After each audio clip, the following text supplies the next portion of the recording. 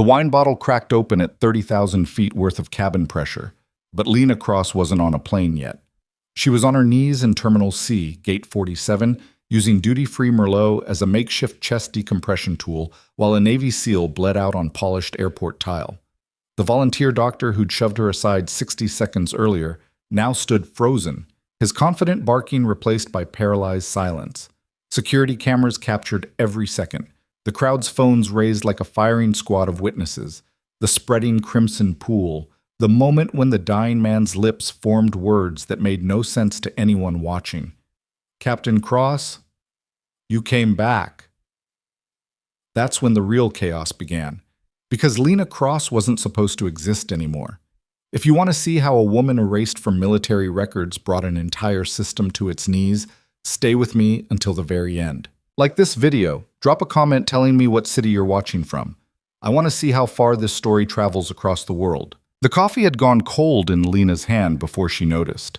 Styrofoam cup, gas station blend, the kind that tasted like burnt regret no matter how much sugar you added. She'd bought it 3 hours ago at a rest stop somewhere between Cedar Falls and Harrington City, back when this day still felt manageable. Now, standing in the security line at Harrington International Airport, watching her flight time creep closer on the departure board, manageable felt like a fantasy she'd abandoned somewhere around mile marker 340. The woman ahead of her had 3 carry-ons that clearly violated every dimensional regulation ever written. The TSA agent was explaining this with the patience of someone who'd already explained it 4 times. Behind Lena, a businessman in an expensive suit was performing an elaborate sigh routine, each exhale slightly louder than the last, a symphony of corporate impatience. Lena didn't sigh. She just adjusted the strap of her worn canvas bag and waited. The bag held everything that mattered: a change of clothes, her nursing certification, a wallet with $83, and a debit card that would probably decline if she tried to buy anything more expensive than gas station coffee. The bag didn't hold her past, because her past wasn't the kind of thing that fit in luggage. When she finally cleared security, the departure board had updated. Her gate had changed. Of course it had. Gate 47, the farthest point from where she currently stood, because the universe had a sense of humor that leaned heavily toward the sadistic. She walked fast, weaving through the slower-moving clusters of travelers. A family with small children formed a moving obstacle course near the food court. A group of college students sprawled across an entire seating area, their backpacks creating a minefield of nylon and zippers. Lena navigated it all with the efficiency of someone trained to move through far more hostile environments than a crowded airport terminal. Gate 47 appeared around the final corner, and Lena felt the small tension in her shoulders ease slightly. Still 40 minutes until boarding. Enough time to sit, maybe close her eyes for... The crowd at the gate was wrong. Too dense. Too agitated. Lena had learned to read crowds the way some people read weather patterns, and this one was building towards something. The normal pre-boarding clusters had collapsed inward, forming a tight circle near the gate counter. Phones were raised. Someone was crying. Lena's training kicked in before her conscious mind caught up. She was moving toward the disturbance, her bag sliding off her shoulder, her coffee cup forgotten on a nearby chair. The crowd parted slightly as she approached, not because they saw her coming, but because the inner circle had tightened, creating gaps at the periphery. She saw the blood first, a spreading pool on the pristine white tile. Too much of it, too fast. Then she saw the man at its center, collapsed in a configuration that spoke of sudden catastrophic failure. Navy dress blues, the kind worn for ceremonies and official travel. His chest was moving wrong, rapid and shallow, the kind of breathing that precedes not breathing at all. A man in khakis and a polo shirt was kneeling beside him, one hand on the officer's shoulder. "I'm a doctor," he was saying, loud enough for the crowd to hear. "Everyone stay back. Someone call 911. Lena pushed closer. The doctor was checking for a pulse, his movements confident but wrong. He was treating this like a heart attack, maybe a stroke. He wasn't seeing what Lena could see from 6 feet away. The asymmetry of the chest rise, the slight bluish tint to the lips, the way the officer's hand was clutching at his uniform over his right rib cage. "Tension pneumothorax," Lena said, not loud but clear. The doctor's head snapped up. "Excuse me?" His lungs collapsed. Right side. You can see it in the chest movement. The doctor's expression shifted through several emotions in rapid succession: surprise, irritation, dismissal. He landed on patronizing. Miss, I appreciate your concern, but I'm a physician. I've got this under control.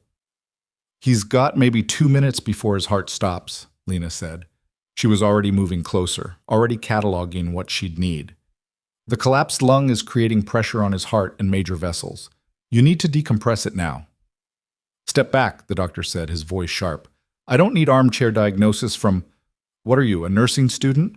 Lena was wearing scrubs, faded blue, the fabric thin from too many industrial laundry cycles. Her name badge was in her bag. She looked exactly like what he thought she was, someone at the bottom of the medical hierarchy, someone whose opinion carried the weight of nothing. I'm a nurse, Lena said simply. Then you understand chain of command, the doctor replied.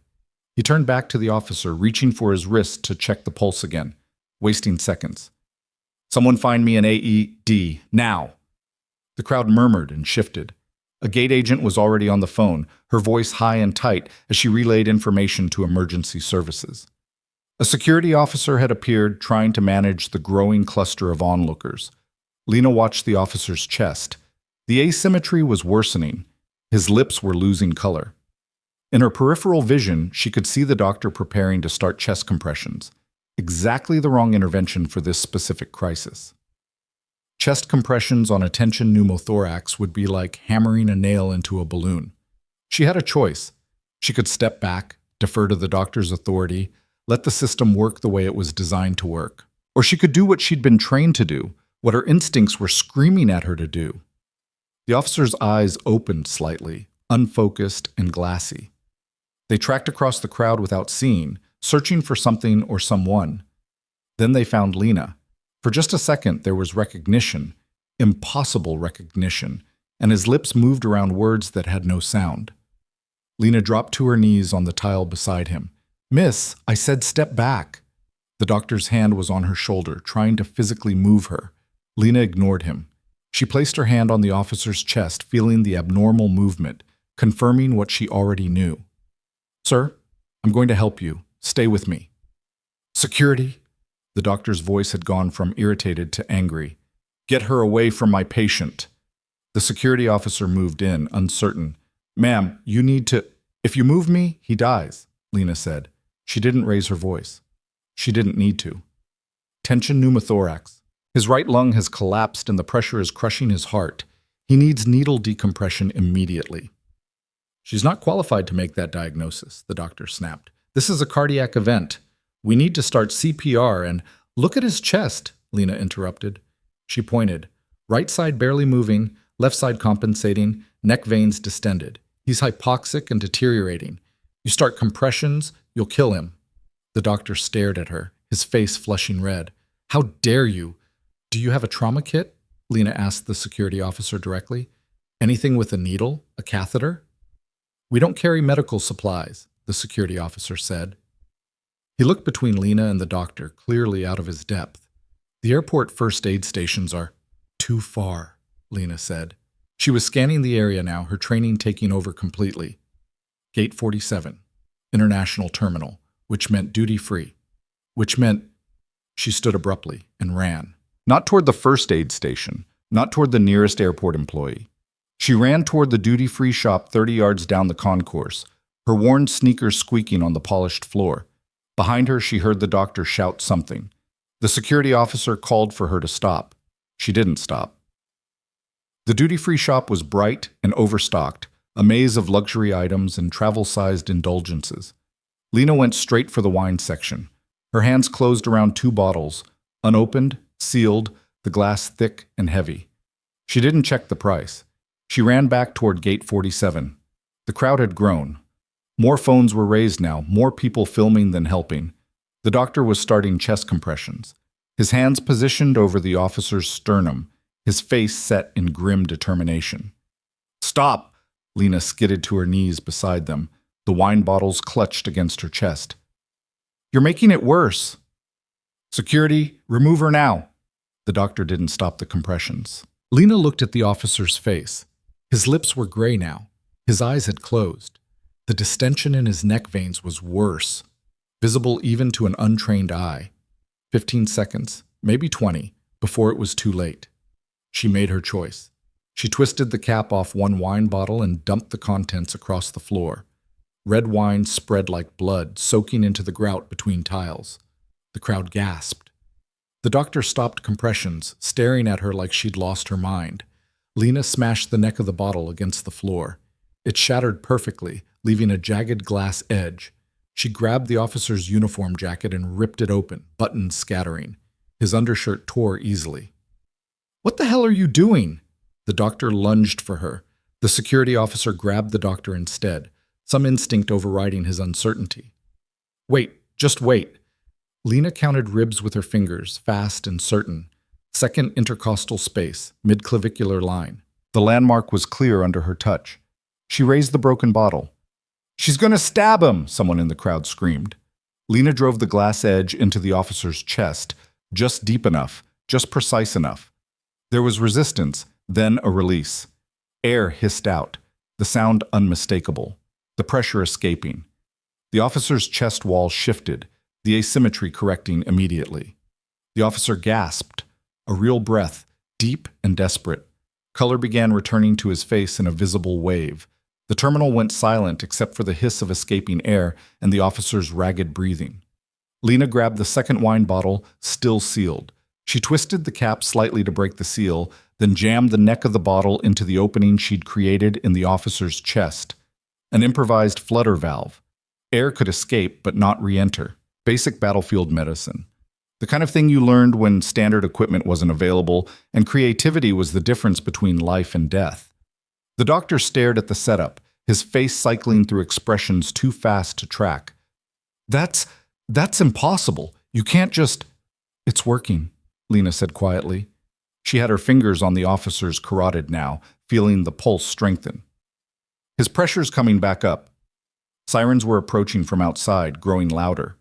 The gate agent was still on her phone, her voice shaking as she updated whoever was on the other end. The crowd had gone from panicked to stunned. The phone's still recording, but the energy completely changed. The officer's eyes opened again. This time they had focus.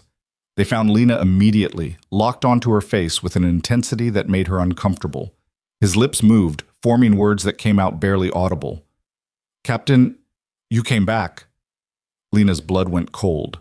The doctor heard it too. His confusion deepened. "Captain, what's he talking about?" Lena didn't answer. She was staring at the officer, really seeing him for the first time. The face was older, weathered by years she hadn't witnessed. But the eyes, she knew those eyes. Lieutenant Marcus Webb. Except he wasn't a lieutenant anymore. The insignia on his uniform collar said Commander. "Do you know him?" The security officer was standing over them now, his radio crackling with incoming transmissions. "No," Lena said automatically. "He said your name," the doctor pointed out. He was looking at her differently now, suspicion replacing anger. "He called you Captain." "He's disoriented," Lena said.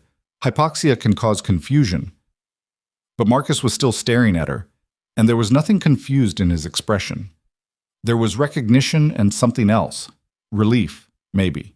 Or vindication. The paramedics burst through the crowd, equipment cases banging against their legs. Two of them, young and efficient, already pulling on gloves as they assessed the scene. They saw the improvised chest tube, saw the wine bottle apparatus, saw the spreading pool of Merlot mixed with blood on the white tile. The lead paramedic, a woman with close-cropped hair and hard eyes, dropped to her knees beside Marcus. She looked at the chest tube, then at Lena. "Who did this?" "I did," Lena said. "Are you a doctor?" "No." The paramedic's eyebrows rose slightly. She leaned closer to examine the insertion point, the positioning, the way the bottle was functioning as a valve. "This is military medicine, special operations level." "It was what I had available," Lena said. "It probably saved his life." The paramedic was already setting up proper medical equipment, replacing Lena's improvisation with standard trauma protocols. "Where'd you learn this?" Lena stood up, stepping back to give them room. Her hands were covered in blood and wine, sticky and dark. "Nursing school." The paramedic gave her a long look that said she didn't believe that for a second. But she didn't push. She was too busy managing her patient, calling out vital signs to her partner, preparing Marcus for transport. Lena turned to walk away. She needed to wash her hands, needed to find her bag, needed to figure out if her flight was still boarding or if this entire disaster had derailed her travel plans completely. A hand caught her wrist. She turned. Marcus was looking up at her, an oxygen mask now covering his nose and mouth, but his eyes urgent and clear. "Don't run," he said, his voice muffled by the mask but unmistakable. "Not this time." Lena pulled her wrist free gently. "You're confused. Focus on breathing." "I know who you are," Marcus said. "I served under you, Operation Crosswind. You pulled me out of—" "Sir, you need to save your strength." The paramedic was adjusting his IV line, her movements brisk and professional. She glanced at Lena. "Is he making sense?" "No," Lena said. "Yes," Marcus said simultaneously. The crowd was starting to disperse now that the immediate drama had passed. Some people were still filming, but most were drifting back to their gates, their departures, their lives. The doctor had moved to the periphery, talking rapidly to another gate agent, his gestures sharp and agitated. The security officer who'd been trying to manage the situation approached Lena. "Ma'am, I need to get your information for the incident report." "Of course." Lena's voice was steady. She'd given information for incident reports before, in other places, other situations that had nothing to do with wine bottles and airport terminals. "Name? Lena Cross." The security officer wrote it down. "Occupation? Registered nurse. And you're traveling to Denver. Family matter." The security officer nodded, still writing. "The airport medical coordinator is going to want to speak with you. Protocol for any medical emergency on airport property, especially one that involves—" He gestured vaguely at the wine-soaked floor, the shattered glass, the scene that looked more like a crime drama than a medical intervention.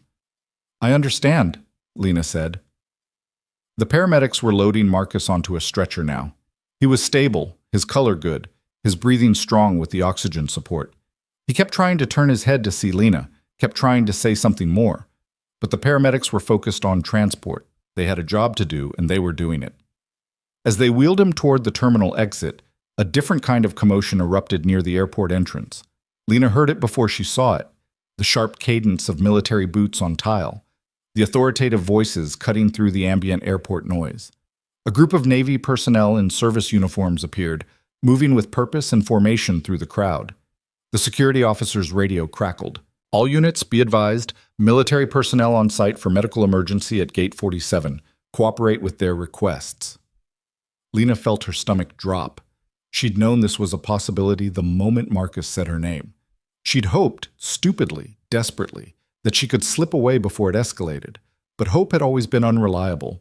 The lead Navy officer was a woman, probably early 40s, with the bearing of someone who'd commanded in situations far more intense than an airport terminal. She spoke briefly with the paramedics, then her eyes swept the crowd until they found Lena. "Are you the individual who provided medical intervention?" The Navy officer's voice wasn't hostile, but it left no room for anything less than complete honesty. "Yes," Lena said. "I need you to come with me. I have a flight." "Your flight is being held," the officer said. Not a request. A statement of fact already in motion. "This won't take long. We just need to verify a few things." The security officer looked between them, uncertain of his jurisdiction. "Is there a problem?" "No problem," the Navy officer said smoothly. "Just standard verification for military personnel involved in medical emergencies, especially when—" She glanced at the wine bottles, the improvised trauma equipment, the scene that screamed specialized training. When the techniques used are of interest, Lena could run. She'd done it before. She was good at disappearing, at becoming nobody in crowds, at slipping through the gaps in systems designed to track everyone. But running now, with phones still recording, with military personnel already here, with Marcus Webb being loaded into an ambulance 20 yards away, running now would only make everything worse. "Fine," Lena said, "but I need to get my bag." She found it where she'd dropped it, near the chair where her coffee cup sat abandoned and long cold. The canvas bag felt heavier than it should, weighted with the implications of everything inside it and everything it represented. The Navy officer led her away from Gate 47, away from the crowd and the phones and the wine-stained tile. They walked in silence through the terminal, past shops and restaurants, and gates full of people who had no idea that the quiet woman in scrubs walking past them wasn't supposed to exist anymore. They ended up in an airport security office, small and windowless, with flickering fluorescent lights and the smell of burnt coffee. The Navy officer gestured for Lena to sit in one of the plastic chairs. Lena sat. "My name is Lieutenant Commander Sarah Reeves," the officer said. She didn't sit. She stood by the door, her posture perfect, her expression neutral. "I'm with Naval Personnel Command. I need to ask you some questions about what happened out there." "I provided emergency medical care to someone who needed it," Lena said. "That's what happened. Using techniques that aren't taught in civilian nursing programs," Reeves said. "Techniques that are, in fact, taught in very specific military medical training programs." Lena said nothing. "Commander Webb is conscious and stable," Reeves continued. "He's being transported to Harrington Memorial for full evaluation. Before they loaded him into the ambulance, he gave us your name, your full name, your rank, your last known assignment." "He's confused," Lena said. "Head injuries can—" "He doesn't have a head injury," Reeves interrupted. "He has a tension pneumothorax that you correctly diagnosed and treated using improvised equipment in a high-stress environment. He also has perfect recall of serving under Captain Lena Cross during Operation Crosswind, a classified Joint Task Force mission 3 years ago." The fluorescent lights hummed in the silence that followed. Lena kept her face neutral, her breathing steady. She'd faced interrogations before. This was gentle compared to some of them. "Captain Cross was declared lost in action," Reeves said quietly. "Presumed dead after a helicopter incident over hostile territory. Her body was never recovered. Her service record was sealed. Her family was notified. There was a memorial service." "Then I can't be her," Lena said. "No," Reeves agreed. "You can't be. Because Captain Lena Cross doesn't exist anymore." She paused. "Except you just saved a man's life using her exact skill set, and he recognized you on sight." Lena met the officer's eyes. "What do you want from me?" "Right now, I want you to stay in this room until I get verification from Norfolk about who you actually are." Reeves pulled out her phone. "Because if you are who Commander Webb says you are, we have a significant problem. And if you're not, we have a different problem. Either way, you're not getting on that flight to Denver." "Am I being detained?" "You're being asked to cooperate while we sort out a situation involving classified operations and personnel who are supposed to be deceased." Reeves's voice was still neutral, but there was an edge now. "That's not a request you refuse." Lena leaned back in the uncomfortable plastic chair. Through the walls, she could hear the muffled sounds of the airport, announcements, rolling luggage, the constant movement of people going places.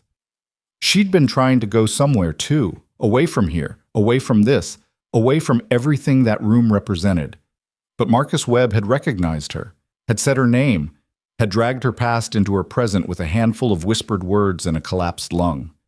Reeves was typing on her phone now, her thumbs moving fast, sending messages, making calls, setting in motion whatever verification process the Navy used for ghosts who showed up in airport terminals. Lena closed her eyes. She thought about Denver, about the small apartment she'd rented sight unseen, about the nursing job at a clinic where nobody would know her and nobody would ask questions. She thought about the person she'd been trying to become, quiet, unremarkable, forgettable. That person was gone now, shattered like a wine bottle on white tile. Her phone buzzed in her pocket. She pulled it out. A text from an unknown number. "Your flight to Denver has been canceled. Rebooking options available through airline customer service." Lena almost laughed. Rebooking options. As if that were the problem. As if she could just pick a different flight and continue running. Reeves's phone rang. She answered it immediately, listening more than speaking. Her expression remained carefully controlled, but Lena caught the slight widening of her eyes, the microscopic shift in posture. "Understood," Reeves said. "Yes, ma'am. I'll secure the location." She ended the call and looked at Lena with something new in her expression. Not hostility, wariness. "That was Norfolk," Reeves said. They're sending someone. Should be here in 90 minutes. "Someone who?" Someone with clearance significantly higher than mine. Reeves crossed her arms. Captain Cross, and at this point, let's not pretend otherwise, you need to understand that what happens next isn't my decision. I'm just holding the line until people who actually know what to do with you arrive. I'm not a threat, Lena said. I didn't say you were. Reeves's voice softened slightly. But you're a complication, a big one. And complications involving classified operations don't get handled at my pay grade. The door opened without a knock. The volunteer doctor from Gate 47 pushed into the room, his face flushed, his eyes bright with anger and vindication. There you are, he said, pointing at Lena. I've filed a formal complaint with airport security and the state medical board. What you did was reckless endangerment, practicing beyond your scope, possibly criminal assault with a deadly weapon. Get out, Reeves said flatly. The doctor turned to her. Excuse me? This is a military matter now. Get out of this room. I'm a physician. I have every right to... You have no rights in this room, Reeves said. Her voice hadn't risen, but something in it made the doctor take an involuntary step backward. This is now a secure military investigation. Leave immediately or I'll have you removed and detained for interfering with Navy operations. The doctor's mouth opened and closed. You can't just... Watch me. Reeves moved toward him, and despite being 6 inches shorter, she somehow filled the doorway. Out. Now. The doctor left, muttering about lawyers and proper channels and people who'd hear about this. Reeves closed the door firmly behind him and locked it. That guy's a problem, she said conversationally. He thought he was helping, Lena said. He was wrong. You were right, but he's going to make noise about it. Reeves returned to her position by the door. My advice? Don't worry about him. Worry about the people flying in from Norfolk. They're the ones who get to decide what happens to you next. Lena nodded slowly. She understood the game being played here. The military didn't like loose ends, didn't like personnel who were supposed to be dead walking around saving lives in civilian airports. They especially didn't like when those personnel demonstrated skills and knowledge that confirmed their classified training. She'd known this could happen someday. She'd hoped it wouldn't, hope, again, proving worthless. Can I ask you something? Reeves said after a moment. You can ask. Why did you come back? If you went to all that trouble to disappear, to be declared dead, to walk away, why surface now? Why risk it for a stranger in an airport? Lena looked at her hands. The blood and wine had dried dark under her fingernails. He wasn't a stranger, she said quietly, and I didn't come back. I just couldn't walk away. From him specifically? From anyone who needed help. Reeves nodded slowly, understanding something in that answer.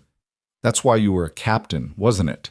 That's why they put you in charge of people in impossible situations. Maybe, Lena said, or maybe that's why I couldn't stay. Outside, beyond the locked door and the fluorescent lights and the small, terrible room, Harrington International Airport continued its normal operations. Planes took off and landed. People arrived and departed. The world kept moving, indifferent to the complications of one woman who'd tried to disappear and failed. Somewhere in the city, Marcus Webb was being examined by doctors who would marvel at the precision of the emergency intervention that had saved his life.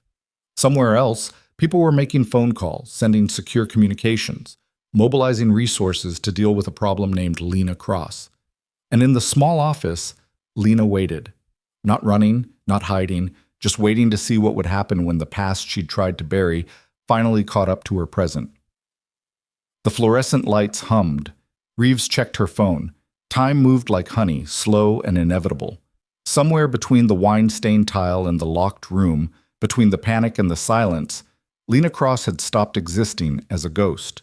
Now she had to figure out how to exist as herself again. The humming stopped first. Lena noticed because silence in institutional spaces always meant something. Budget cuts, power failures, or the kind of attention that required turning off recording devices. The fluorescent lights went dark, replaced by emergency LEDs that cast the room in cold blue. Reeves's phone lit her face from below. "They're here," she said, but her tone had changed, less certain, more concerned. The door unlocked from the outside, not with a key. Electronically, the kind of override that required authorization Lena didn't want to think about. A man entered first. Civilian clothes, government haircut, eyes that cataloged everything in milliseconds. Behind him, two naval officers in dress uniforms that were too formal for routine transport duty. Behind them, someone Lena hadn't expected to see again in this lifetime. Captain Jonathan Pierce looked older, silver threaded through his dark hair now, and new lines carved deep around his mouth. He'd been her commanding officer during Crosswind. He'd also signed the paperwork declaring her lost in action. "Captain Cross," he said. No surprise in his voice, just acknowledgement. Reeves straightened to attention. The civilian waved her off with practiced disinterest. "Lieutenant Commander, you're dismissed. Everything you've seen and heard in the last 2 hours is now classified. You'll receive documentation to that effect within the hour." Reeves looked at Lena, some unspoken message passing between them, then left without argument. The door closed, locked again. Pierce pulled out the plastic chair across from Lena and sat. The civilian remained standing by the door, hands clasped behind his back. The other two officers flanked the room like sentries. "You were supposed to stay gone," Pierce said quietly. "I was trying to," Lena replied. "Commander Webb is stable. The doctors at Harrington Memorial are calling it a miracle intervention." Yes, Pierce's fingers drummed once on the table. A tell Lena remembered from mission briefings when intelligence was bad and options were worse. They're also asking questions about who performed battlefield trauma procedures in a civilian airport. I used what was available. You use training that's supposed to not exist for someone who's supposed to be dead. Pierce leaned forward. "Do you understand the position this puts everyone in? The operation you walked away from is still classified. The people you served with are still active. Your name appears on documents that 3 different agencies would prefer stay buried. I didn't ask Webb to recognize me. No, you just couldn't resist saving his life in the most conspicuous way possible." Pierce's voice carried no judgment, just exhausted frustration. "Did you think about the consequences before you shoved a wine bottle into his chest in front of 50 witnesses and a dozen phones?" "I thought about him dying on that floor," Lena said. "I thought about having the skills to prevent it and choosing not to use them. I thought about the kind of person that would make me." Pierce closed his eyes briefly. "You always were too good at your job." The civilian spoke for the first time, his voice flat and bureaucratic. "Captain Cross, I'm Agent Morrison, Defense Intelligence. Your death was arranged at your request following the incident during Operation Crosswind. You signed documents acknowledging that resuming your identity would constitute a breach of national security protocols. This situation represents that breach." "I didn't resume anything. I helped someone who needed help. Using classified techniques in a public space while legally deceased." Morrison pulled out a tablet, his fingers moving across the screen. "Airport security footage shows you performing a needle decompression with improvised equipment. TSA cameras captured your face at 17 different angles. Your biometrics are already flagged in 6 different databases. Social media has you trending under hashtag #AirportWineHero. You're not exactly maintaining operational security." Lena felt something cold settle in her chest. "I didn't know he was going to be there." "We know." Pierce's voice was gentler than Morrison's. "We pulled the manifest. You were traveling to Denver under your current legal identity, Lena Cross, which is still your actual name, so technically not fraudulent. Webb was returning from a classified briefing in Seattle. The collision was coincidence. Coincidence that's going to require significant resources to manage," Morrison added. "The volunteer doctor who tried to intervene has already filed complaints with the state medical board and airport security.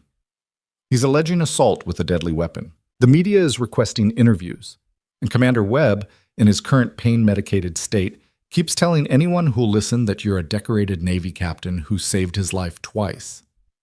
"Twice?" Lena asked before she could stop herself. Pierce met her eyes.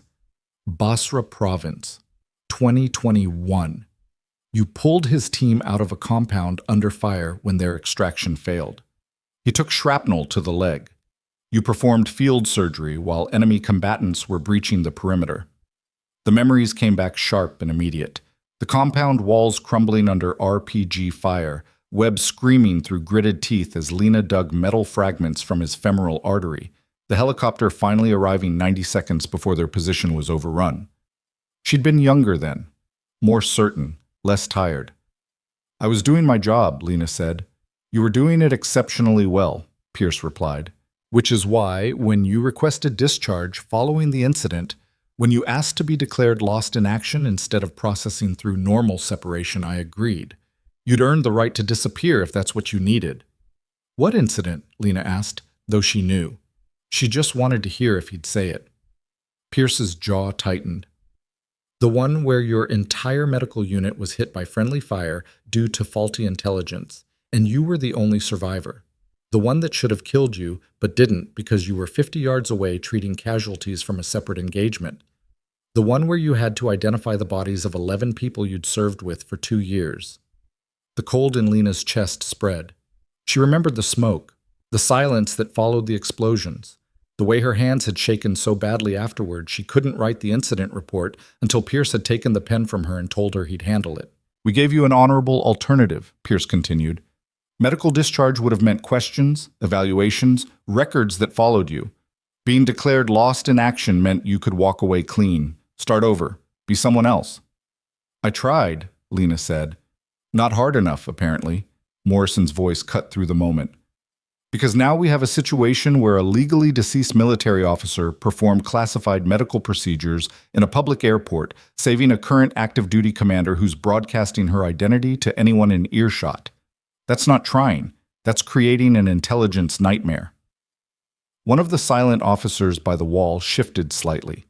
Pierce noticed and shook his head fractionally, some signal that meant stand down or wait, or something else in the silent language of military hierarchy. What happens now? Lena asked. Morrison consulted his tablet. That depends on several factors. The volunteer doctor's complaints need to be addressed. The media attention needs to be managed.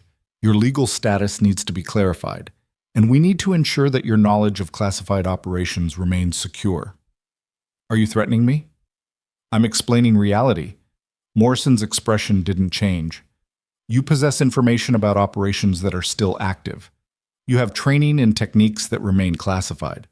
You can't simply exist in civilian life with that background without oversight. I've been existing in civilian life for 3 years without incident, Lena pointed out. In Denver? Pierce asked. Before Denver. Other places. I moved around. Working as a nurse? Yes. Using your real name. It's not illegal. Lena Cross isn't the identity that's classified. Captain Lena Cross is. There's a difference. Morrison made a note on his tablet. A legal distinction that's about to become significantly more complicated. The medical board investigation will require your credentials, your work history, your training background. How do you plan to explain Navy combat medicine expertise when your official record says you were never in the military? Lena didn't have an answer for that. She'd never had to explain before. She'd worked in small clinics, urgent care centers, places that were grateful for competent help, and didn't ask too many questions.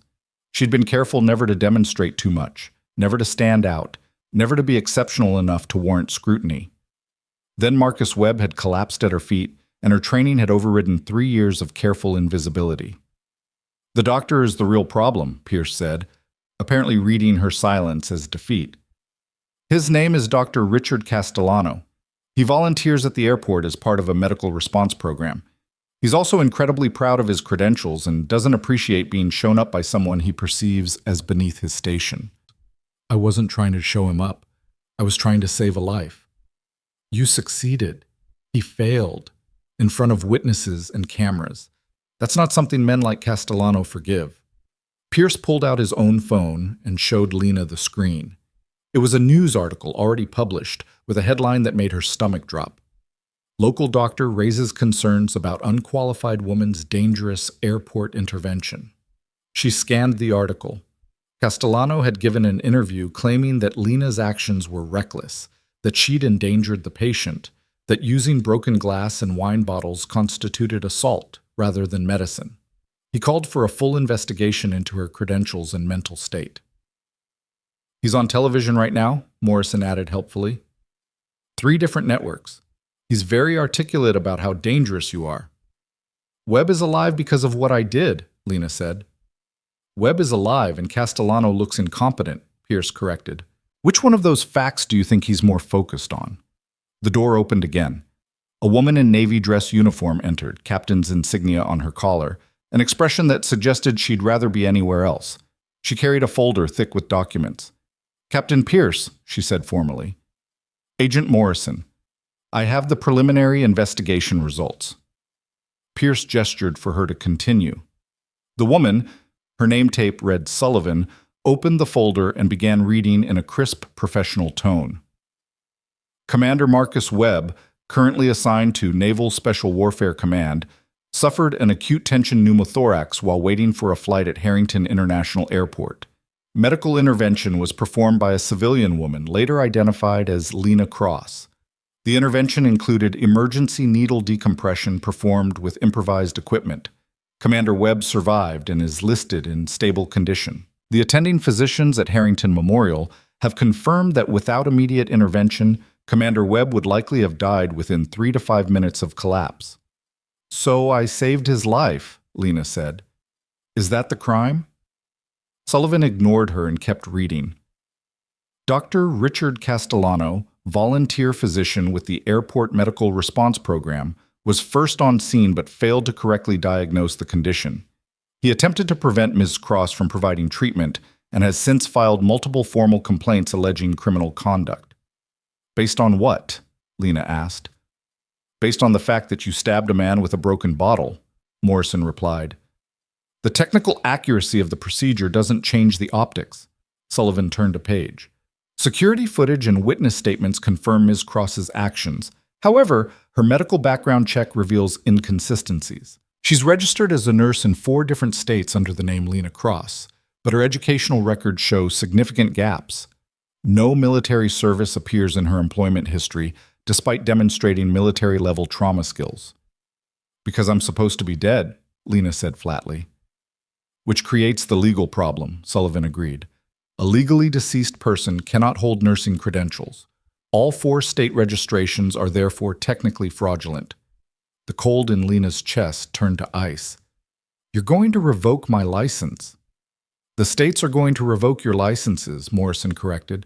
We're just going to let them, unless you cooperate with a solution that serves everyone's interests. Lena looked at Pierce. What solution? Pierce didn't answer immediately. He exchanged a long look with Sullivan, then with Morrison. Some decision was being made in that silence, some option being weighed that Lena wasn't privy to. There's a proposal, Pierce finally said, from Naval Personnel Command. It would address the legal complications, manage the media situation, and resolve Dr. Castellano's complaints. I'm listening. You return to active duty, Pierce said. Not permanently. A temporary recall to resolve the current situation. We issue a statement that Captain Lena Cross was on classified assignment and intervened in a medical emergency while traveling under operational security protocols. We confirm your credentials, validate your actions, and make it very clear that Dr. Castellano was wrong to interfere. Lena stared at him. You want me to come back? We want to clean up a mess, Morrison said bluntly. Your mess. This solves it efficiently. And if I refuse?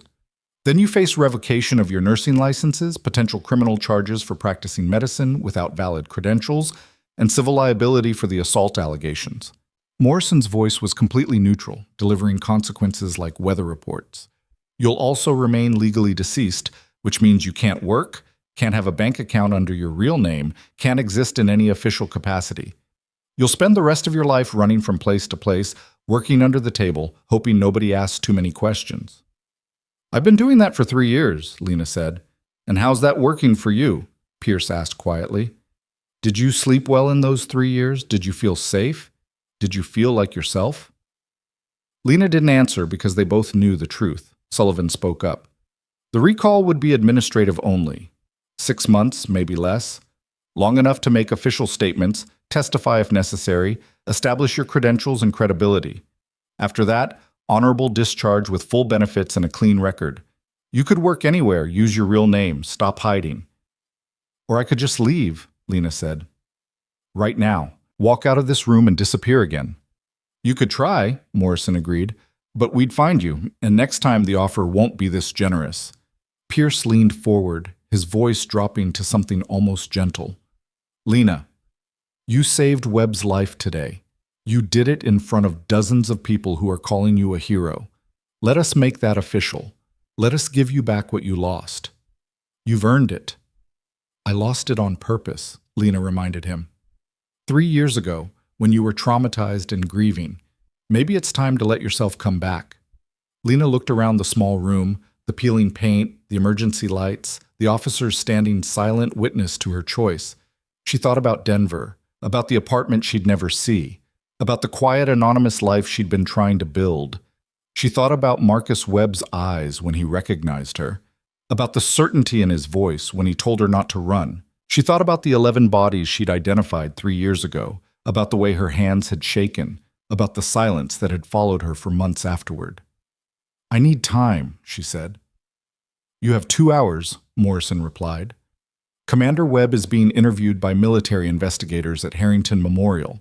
The media is camped outside the hospital. Dr. Castellano is giving another interview in 90 minutes. We need to control this narrative before it controls us.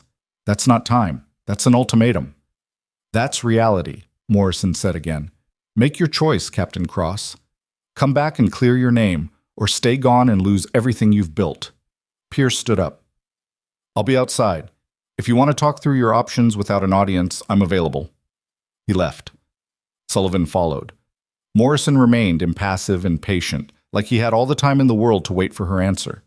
Lena's phone buzzed. She pulled it out. Another unknown number. Another text. "The doctor is lying about you on CNN. They're showing your face. Everyone thinks you attacked someone. M.W. Marcus." Somehow he'd gotten her number, probably through military channels, definitely breaking protocol. The text was followed by a link to a news clip. Lena clicked it. The video showed Dr. Castellano in a television studio, gesturing emphatically. The chyron read, "Airport assault or medical miracle." The sound was off, but Lena could read his lips, see the righteous anger in his expression, watch him paint her as dangerous and unqualified. "He's going to destroy you," Morrison observed, looking over her shoulder. "Unless you let us destroy him first." Lena closed the video. "I don't want to destroy anyone." "Then you want justice. There's a difference." Morrison checked his watch. 1 hour, 53 minutes, Captain. Choose wisely." He left, and Lena was alone in the room with the emergency lights and the locked door and the weight of a choice she'd thought she'd already made 3 years ago. Her phone buzzed again, not a text this time, a call. Unknown number, but she answered it anyway because at this point, what did it matter? "Captain Cross?" A woman's voice, professional and sharp. "Who is this?" "Dr. Yolanda Martinez, Chief of Surgery at Harrington Memorial. I have Commander Webb here, and he's insisting I speak with you personally." "About what?" "About how you saved his life using techniques I've only seen in combat trauma documentation. About how Dr. Castellano is lying to the media about your competency. About how I'm prepared to testify to that fact if necessary." Lena sat down hard in the plastic chair. "You don't need to do that." "I absolutely do. I was an Army trauma surgeon for 12 years before I went civilian.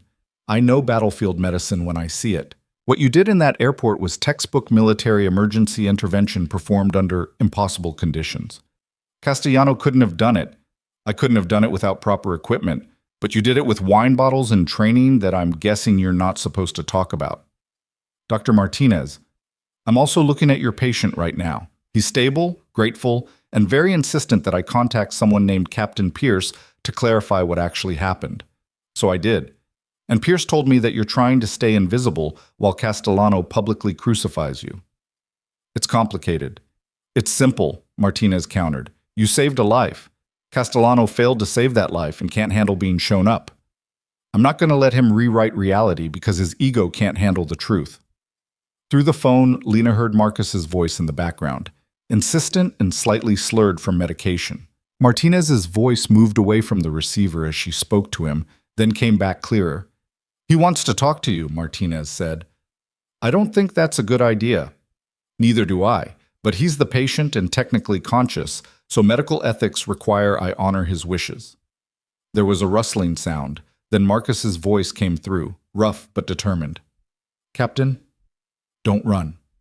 I know that's what you're thinking. I know that's what you've been doing, but if you run from this, Castellano wins, the truth gets buried, and you stay dead when you don't deserve to be." "Webb, they told me what happened after Crosswind, the friendly fire incident, The medical discharge option you refused. I didn't know. None of us knew where you went. His breathing was audible, labored. I've spent 3 years thinking you were dead. A lot of us have. And today you show up and save my life a second time, and you're talking about disappearing again? That's not acceptable, Captain. I'm not a captain anymore. You're always going to be a captain. That's not rank. That's who you are. Marcus paused, and Lena heard machines beeping in the background, the ambient noise of a hospital room. Come back. Let them clear your name. Let us tell the truth about who you are and what you've done. You've been running from yourself for 3 years. Maybe it's time to stop. Dr. Martinez's voice returned. Captain Cross, I'm scheduling a press conference for tomorrow morning. I'm going to explain exactly what happened at that airport and exactly how qualified you were to do it. I'd like you to be there, but even if you're not, I'm going to tell the truth. Castellano doesn't get to rewrite history on my watch. The call ended. Lena stared at her phone. Outside the locked room, decisions were being made, narratives were being constructed. Forces were mobilizing to either save her or bury her, depending on which choice she made in the next 147 minutes. The door opened. Pierce came back in, alone this time. Martinez called you, he said. It wasn't a question. She wants me at a press conference. I know. She called me first to verify your credentials. I confirmed them. Pierce sat down across from Lena again. Here's what you need to understand. This situation is going to resolve one way or another. Either you control the narrative or it controls you. Either you come back and face this as Captain Lena Cross, decorated Navy officer and combat medic, or you stay hidden and let Castellano turn you into a criminal. Those aren't the only options. They're the only options that end with you keeping your dignity and your future. Pierce's voice was firm, but not unkind. I know you wanted to stay gone. I know you had reasons, but Webb recognized you. Martinez identified your skills. The truth is already out there. You just haven't decided how to tell it yet. Lena rubbed her eyes. She was tired. Bone deep, 3 years of running tired. Tired of looking over her shoulder, of changing jobs every few months, of being nobody in particular, so nobody would ask questions. If I come back, she said slowly, what exactly does that look like? 24 hours temporary recall to active duty. Formal statement to military investigators confirming your identity and credentials. Appearance at Martinez's press conference. Testimony to the State Medical Board clarifying your training and qualifications. Castellano's complaints get dismissed. Your nursing licenses get reinstated with full military service acknowledgement, and you walk away with an honorable discharge and a clean record. And the classified operations? Remain classified. We're not asking you to discuss specifics. Just confirm that you're qualified to do what you did and that Castellano was wrong to interfere. Pierce leaned back. After that, you're free. Go to Denver. Go anywhere. Work under your real name. Stop hiding. You make it sound simple. It's not simple. It's just less complicated than the alternative. Lena's phone buzzed. She ignored it. Then it buzzed again and again. She looked at the screen, text messages flooding in from numbers she didn't recognize. Thank you for saving my husband. I was at gate 47. You were amazing. Don't let them silence you. You're a hero. The messages kept coming. Someone had leaked her number. Someone, probably Marcus, possibly Martinez, had decided that Lena deserved to know what people actually thought about what she'd done. Pierce watched her read them. The world already knows you exist, Lena. They already know what you did. The only question is whether you're going to let yourself exist fully or keep being half invisible forever. Lena closed her eyes and thought about 11 bodies in flag-draped coffins. She thought about Marcus Webb bleeding on airport tile. She thought about every patient she'd helped in 3 years of running, every life she'd touched while trying to pretend she wasn't someone who'd once commanded a medical unit in war zones. She thought about who she'd been trying to become and whether that person was actually better than who she'd been. The door opened one more time. Morrison stood there with his tablet and his bureaucratic patience. Time's up, Captain Cross, he said. What's your answer? Lena stood up. Her legs felt steady. Her hands didn't shake. For the first time in 3 years, she felt certain about something. I'll do the press conference, she said. I'll make the statements. I'll set the record straight. She met Pierce's eyes. But after that, I'm done. No extensions, no permanent recall, no more service. I come back long enough to clear my name, and then I disappear again on my own terms. Understood? Pierce smiled slightly. Understood. Morrison made a note on his tablet. I'll notify the relevant parties. Captain Sullivan will coordinate the logistics. You'll need to be at Harrington Memorial by 0800 tomorrow for preliminary briefings before the press conference at noon. I don't have anywhere to stay, Lena said, realizing it for the first time. My flight was canceled. My hotel was in Denver. We'll arrange accommodations, Pierce said. Consider yourself back on active duty as of, he checked his watch, 1847 hours. Welcome back, Captain. He extended his hand. Lena looked at it for a long moment, then shook it. His grip was firm, familiar, the handshake of someone who'd once trusted her with people's lives and was offering to trust her again. One more thing, Pierce added. Castellano doesn't know you're coming yet. Let's keep it that way. I want to see his face when you walk into that press conference in full uniform and with Pentagon backing. I don't have a uniform anymore, Lena pointed out. Pierce's smile widened. You will by morning. I pulled some strings. Your measurements are still in the system. Of course they were. The military never forgot anything, never deleted anyone completely. Lena Cross had been legally deceased for 3 years, but somewhere in a database her uniform size was still carefully recorded. Morrison led her out of the security office, through corridors that bypassed the main terminal, to a service exit where a black SUV waited with tinted windows and government plates. Sullivan was already inside, laptop open, working on documentation that would officially resurrect a dead woman. As they pulled away from the airport, Lena looked back at the terminal. Somewhere inside, Dr. Richard Castellano was probably still giving interviews, still building his narrative about the dangerous, unqualified woman who'd attacked a patient with a wine bottle. He had no idea what was coming. Tomorrow at noon, in front of cameras and reporters, and everyone who'd believed his story, Lena Cross was going to tell the truth. Not the whole truth, some truth stayed classified, but enough truth to bury his lies and clear her name. And after that, she'd figure out who she was supposed to be next. Not the captain she'd been, not the ghost she'd become. Someone in between, someone who could live with both versions and maybe, finally, get some sleep. The SUV merged into evening traffic.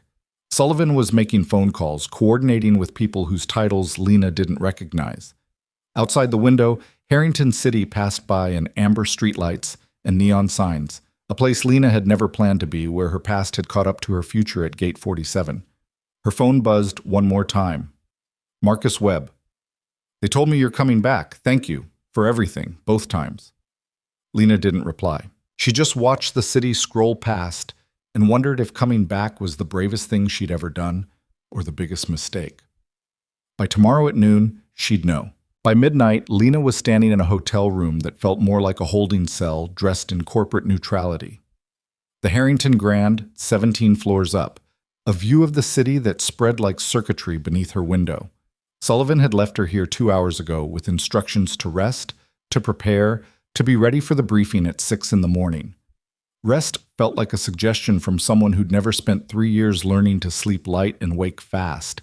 The uniform hung on the closet door, still wrapped in dry cleaning plastic.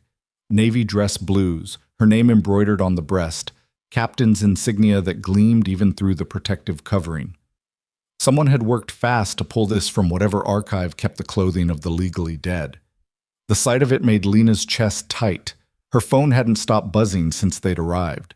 More messages from strangers offering support or condemnation, depending on which narrative they'd chosen to believe. 3 voicemails from reporters who'd somehow gotten her number.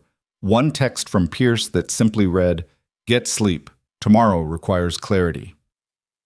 She didn't sleep. She stood at the window and watched the city breathe, traffic lights cycling through their patterns, ambulance strobes cutting through intersections, the ordinary chaos of a place where people lived and died, and never knew how close they came to either. Somewhere down there, Marcus Webb was recovering in a hospital bed. Somewhere else, Dr. Richard Castellano was probably rehearsing his next interview, refining his story about the dangerous woman who'd violated every protocol. At 0200 hours, Lena's phone rang. Not a text. An actual call from a number with a Washington, D.C. area code. "Captain Cross." The voice was female, authoritative, unfamiliar. "This is Rear Admiral Lisa Huang, Naval Medical Command. I apologize for the late hour." Lena's spine straightened reflexively. "Ma'am, I've been briefed on your situation. I've also reviewed the security footage from Harrington International and consulted with Dr. Martinez regarding your intervention. I'm calling to inform you that Naval Medical Command is issuing a formal commendation for your actions." "That's not necessary, Admiral. It's necessary because it's accurate. You performed emergency trauma medicine under hostile conditions using improvised equipment and saved a fellow officer's life. That's exactly what we train our people to do." Huang's tone shifted slightly, became less formal. "I also want you to know that what happened to you after Operation Crosswind was a failure of our system. You should have had better support, better options than disappearing." Lena didn't know what to say to that. "Tomorrow's press conference is going to be difficult," Huang continued. "Dr. Castellano has significant public support.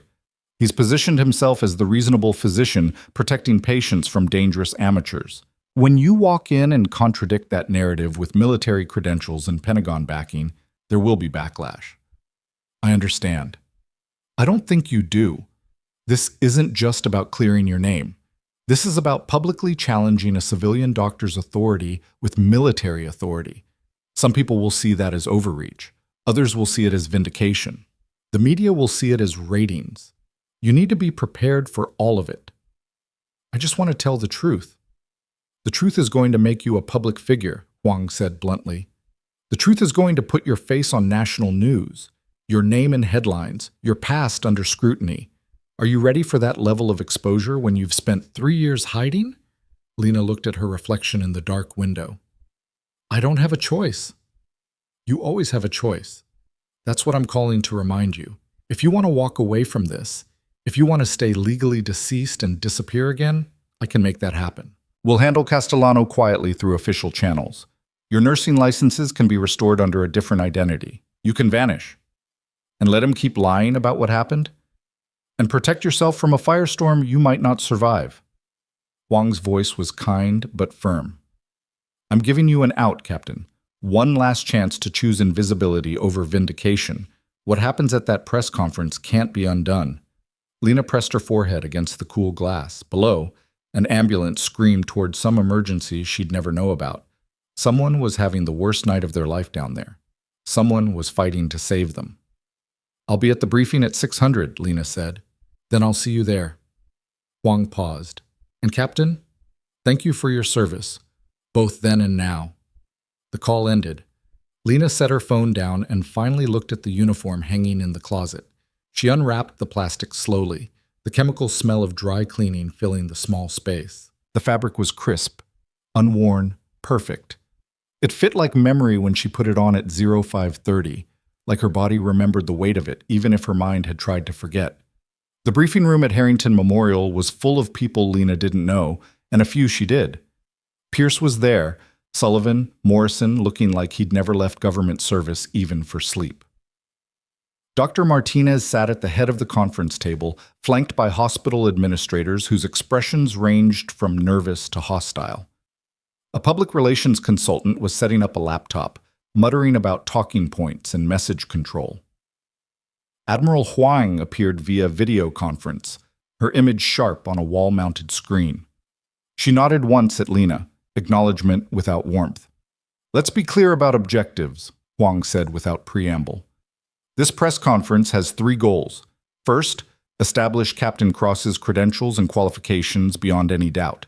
Second, refute Dr. Castellano's allegations of criminal conduct or medical negligence. Third, minimize damage to military operations security while maximizing transparency about the incident itself. The media is already calling this a military cover-up," one of the hospital administrators said. Her nameplate read Director Koch. "Social media is trending #LetDoctorsDecide. Castellanos positioned himself as David versus Goliath. We need to be very careful about how this looks." "It looks like a doctor failed to save a patient and a trained combat medic succeeded," Martinez said flatly. "That's not spin, that's documentation." "It's also a optics nightmare," Koch countered. A volunteer physician questioning credentials is normal procedure. A woman with secret military training appearing out of nowhere to contradict him looks like governmental overreach. She wasn't out of nowhere, Pierce interjected. She was a passenger who happened to be present when a medical emergency occurred. Her training is only relevant because Castellano made it relevant by filing false complaints. The PR consultant looked up from her laptop. We need to address the wine bottle. Every news story leads with it. Woman stabs Navy officer with broken glass. The medical accuracy gets buried under the sensational visual. Then we lead with the medical accuracy, Sullivan said.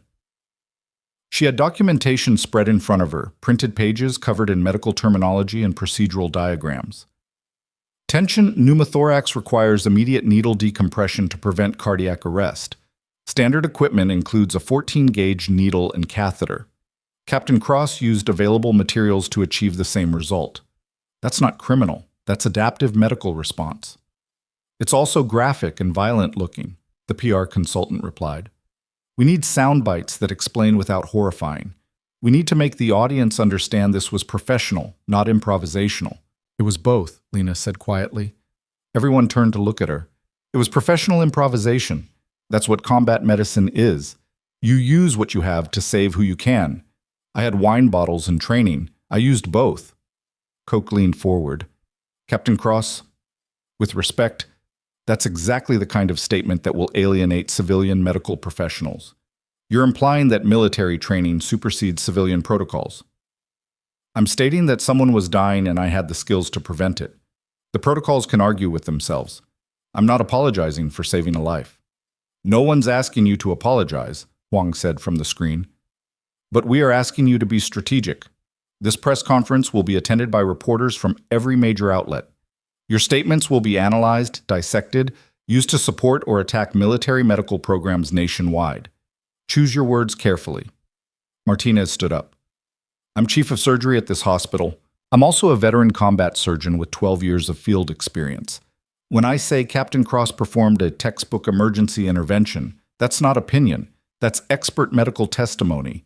When I say Dr. Castellanos' complaints are baseless and motivated by wounded ego, that's also expert testimony. I don't care about optics. I care about facts. Facts don't control narratives, the PR consultant said. Emotions do. And right now, public emotion is with Castellano because he's the familiar authority figure, and Captain Cross is the unknown variable who used violence to solve a medical problem. I didn't use violence, Lena said. I used physics. Pierce almost smiled. That's actually a good line. Use that. The briefing continued for 90 minutes, cycling through questions Lena might face, answers she should give, topics she should avoid. Morrison produced a list of classified operations that couldn't be mentioned under any circumstances. Sullivan reviewed legal protections and limitations. The PR consultant crafted sound bites that made Lena sound competent without sounding threatening. At 10:45 hours, they moved to the hospital's main conference room. Cameras were already set up, news crews jockeying for position, reporters checking microphones and lighting. The room held maybe 100 people, press, spas, hospital staff, military observers, and in the back row, partially obscured by a camera operator, Dr. Richard Castellano. He looked exactly like Lena remembered from the airport, mid-50s, graying hair, expensive casual clothes that communicated professional success. His expression was confident, almost amused, like he was watching a show he'd already seen the ending to. He had no idea what was about to hit him. Martinez took the podium first. Thank you all for coming. I'm Dr. Yolanda Martinez, Chief of Surgery at Harrington Memorial Hospital. I'm here to discuss the medical emergency that occurred yesterday at Harrington International Airport and to clarify several significant misunderstandings about that incident. Cameras flashed. Reporters shifted in their seats, ready. At approximately 16:30 hours, Commander Marcus Webb of the United States Navy suffered an acute tension pneumothorax while awaiting a flight. This is a life-threatening condition in which air accumulates in the chest cavity, compressing the heart and major blood vessels. Without immediate intervention, death typically occurs within 3 to 5 minutes. Martinez paused, let that sink in. A volunteer physician, Dr. Richard Castellano, was first on scene. He attempted to diagnose the condition as a cardiac event and prepared to administer chest compressions. This would have been fatal. Chest compressions on a tension pneumothorax increase intrathoracic pressure and accelerate cardiac collapse. Castellano's expression changed. The confidence flickered. A civilian nurse, later identified as Captain Lena Cross of the United States Navy Medical Corps, correctly diagnosed the condition and performed emergency needle decompression using improvised equipment. This intervention saved Commander Webb's life. I have reviewed the security footage, I have examined the patient, I have consulted with trauma specialists from 3 different institutions. The medical consensus is unanimous. Captain Cross performed a technically perfect emergency procedure under circumstances that would challenge even experienced trauma surgeons. Martinez looked directly at Castellano. Dr. Castellano has filed complaints alleging criminal assault and medical negligence. These complaints are false. They are also professionally irresponsible. Captain Cross's actions were appropriate, necessary, and executed with a level of skill that reflects advanced military medical training. A reporter stood up without waiting to be called on. Doctor. Martinez, are you saying Dr. Castellano endangered the patient? I'm saying Dr. Castellano misdiagnosed the condition and would have administered treatment that would likely have killed the patient if Captain Cross had not intervened. Another reporter. Is the hospital taking action against Dr. Castellano? Dr. Castellano is a volunteer with our Airport Medical Response Program, not a hospital employee. However, his participation in that program is currently under review. The room erupted. Reporters shouting questions, cameras swiveling to capture Castellano's reaction, the PR consultant whispering urgently to Martinez about staying on message. Castellano stood up, his face red, his voice cutting through the noise. "This is a witch hunt," he said. "I'm a board-certified physician with 28 years of experience. I'm being vilified for following proper medical protocols, while some woman with alleged military training gets celebrated for stabbing a patient with broken glass." Martinez didn't flinch. "Captain Cross, would you please join me at the podium?" Lena stood. Every camera in the room turned toward her. She walked to the front in her dress blues, her uniform sharp and official, her bearing exactly what 3 years of running hadn't been able to erase. She took her place beside Martinez and faced the cameras. "State your name and rank for the record," Martinez said. "Captain Lena Cross, United States Navy Medical Corps." "How long have you served?" 8 years active duty, 3 years reserve status. "What is your specialty?" "Combat trauma medicine with advanced training in emergency field procedures." Martinez turned to the assembled press. "Captain Cross is a decorated officer with multiple combat deployments. She has performed emergency medical interventions under hostile fire, in austere environments with limited resources. What she did at the airport yesterday was well within her training and expertise." A reporter stood. "Captain Cross, why were you working as a civilian nurse if you're military medical?" Lena had been briefed on this question. "I requested temporary separation from active duty for personal reasons. I continued working in civilian medicine to maintain my skills and serve my community." "Why not disclose your military background to the airport responders?" "I was focused on saving a life, not establishing credentials. The patient was dying, credentials could wait." Castellano pushed forward through the crowd. "This is absurd! She had no authorization to intervene. I was the designated medical responder. She interfered with my treatment and endangered—" "Your treatment was incorrect," Lena said, her voice level and clear. "You diagnosed cardiac arrest. It was tension pneumothorax. You prepared chest compressions. That would have killed him. I performed needle decompression. That saved him. These are facts, not allegations. You used a broken wine bottle as a weapon."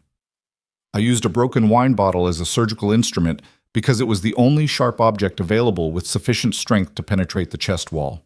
The bottleneck functioned as a flutter valve to prevent air re-entry while maintaining pressure release. It's an adaptation of a standard field procedure taught in military trauma medicine. It's barbaric. It's effective.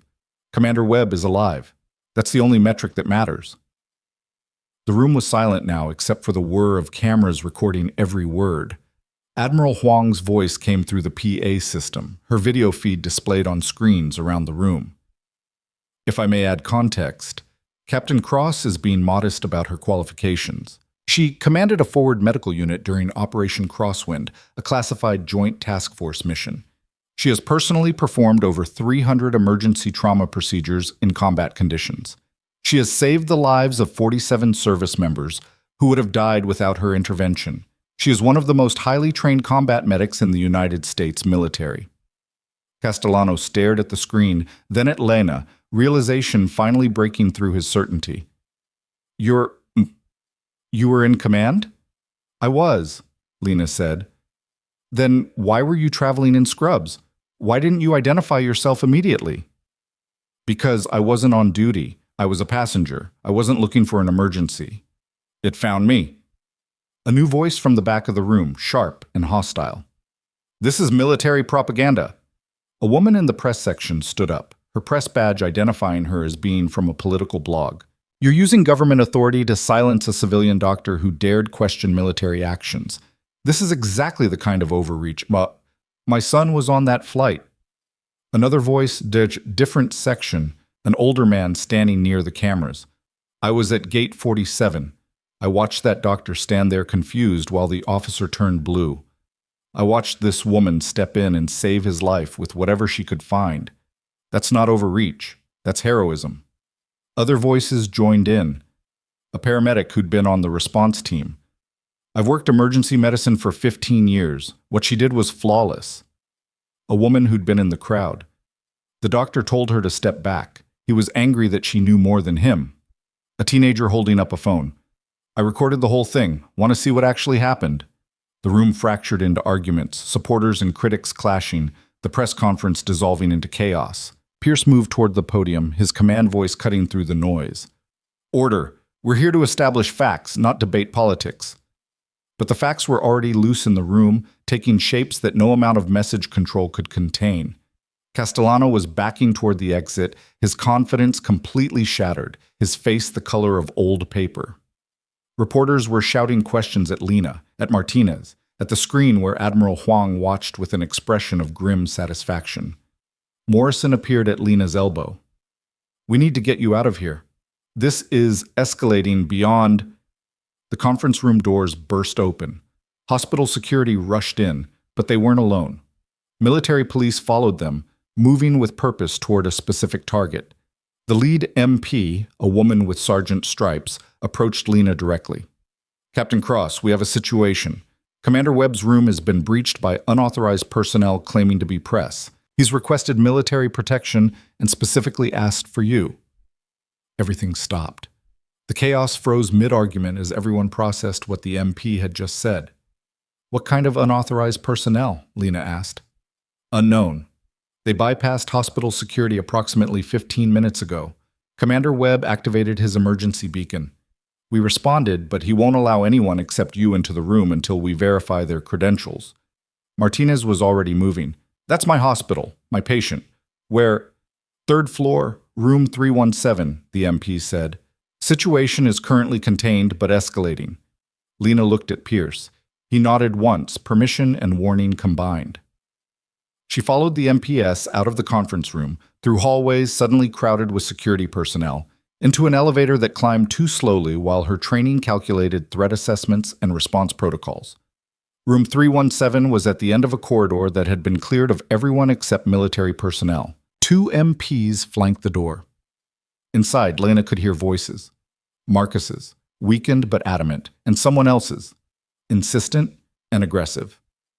The door was partially open. Lena pushed through. Marcus was sitting up in bed, his chest wrapped in proper medical dressings now, his face pale but alert. Standing at the foot of his bed were 2 people Lena didn't recognize. A man in an expensive suit and a woman with a camera that was definitely still recording. Captain, Marcus said, relief flooding his voice. Thank you. These people claim they're journalists, but they won't show credentials, and they're demanding I give them an interview about you. The man in the suit turned.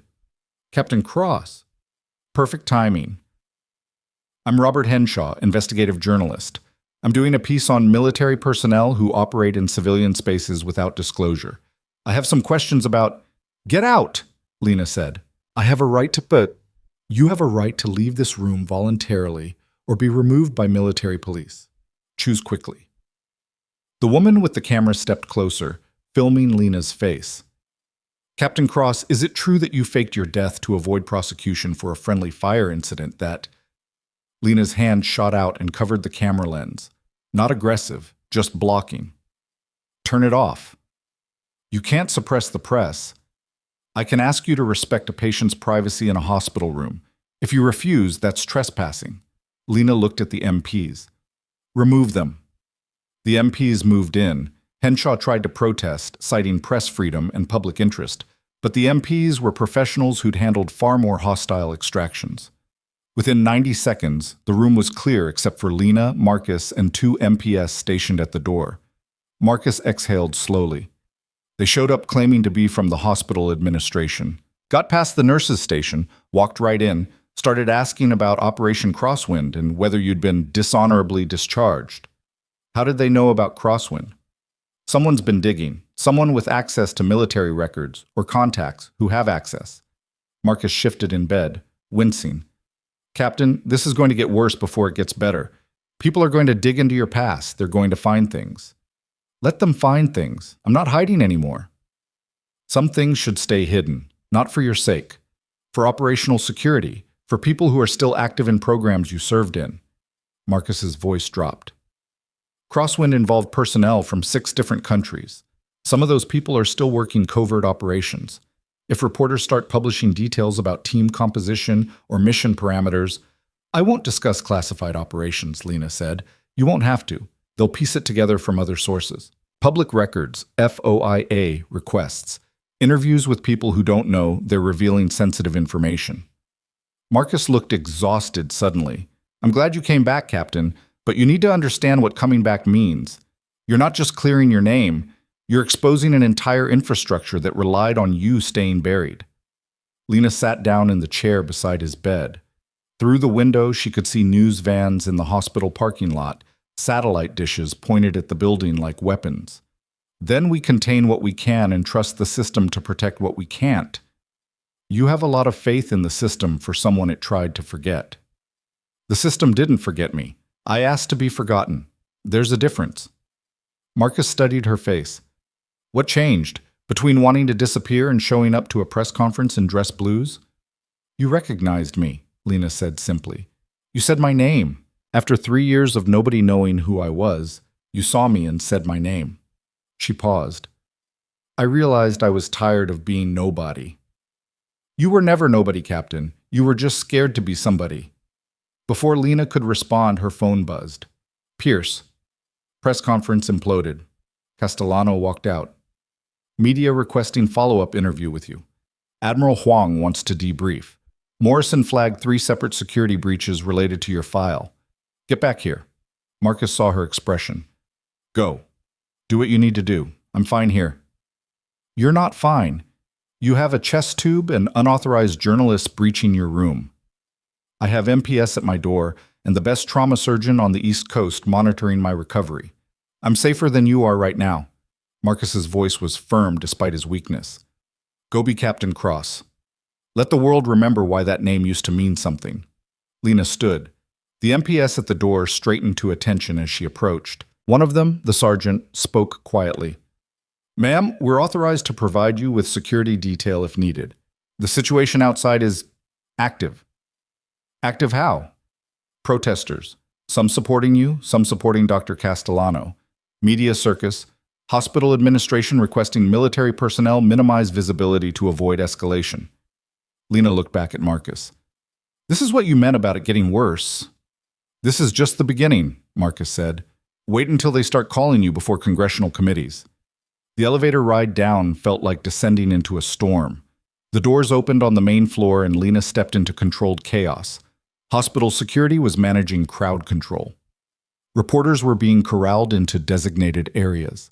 And in the center of it all, Dr. Richard Castellano was giving an impromptu interview to a cluster of cameras, his earlier confidence partially restored now that he'd had time to regroup. Military intimidation tactics designed to silence civilian medical professionals who dare to question their methods, he was saying. Captain Cross may have impressive credentials, but that doesn't give her the right to override established medical authority in civilian spaces. What happened at that airport was an assault, plain and simple, and dressing it up in patriotic rhetoric doesn't change the fundamental violation of. He saw Lena, stopped mid-sentence. The cameras turned, following his gaze. Lena walked toward him. The crowd parted. The MPS stayed close but not intrusive. Everything in the lobby seemed to hold its breath. Dr. Castellano, Lena said clearly, Commander Webb is alive because of what I did.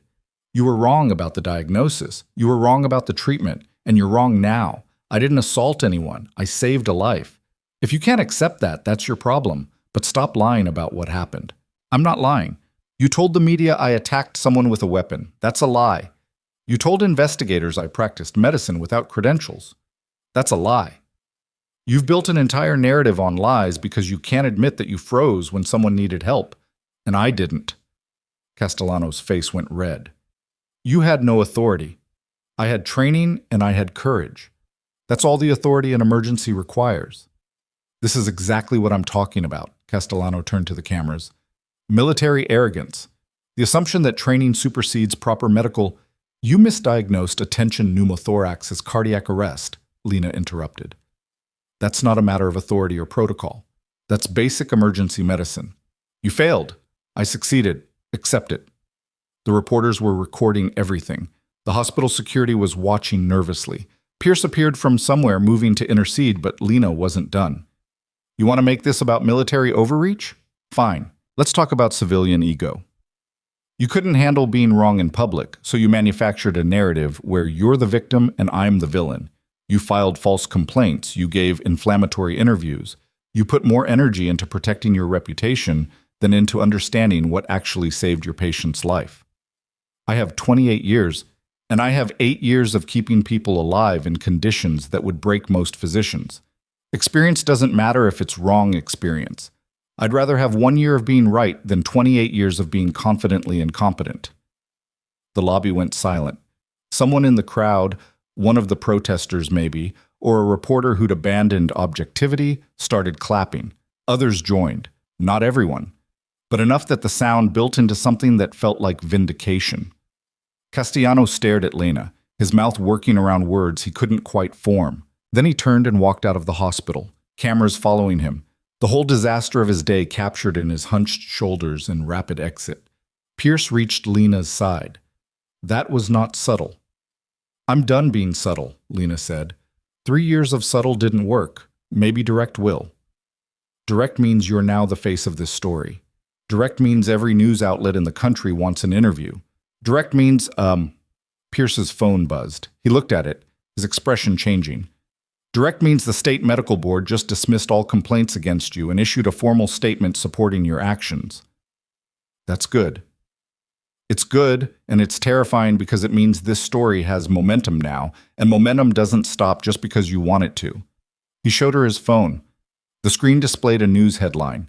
Navy captain destroys doctor's lies in hospital confrontation. Below it, a video still of Lena facing down Castellano, her uniform crisp, her expression calm, the visual contrast between military precision and civilian panic already becoming the image that would define the story.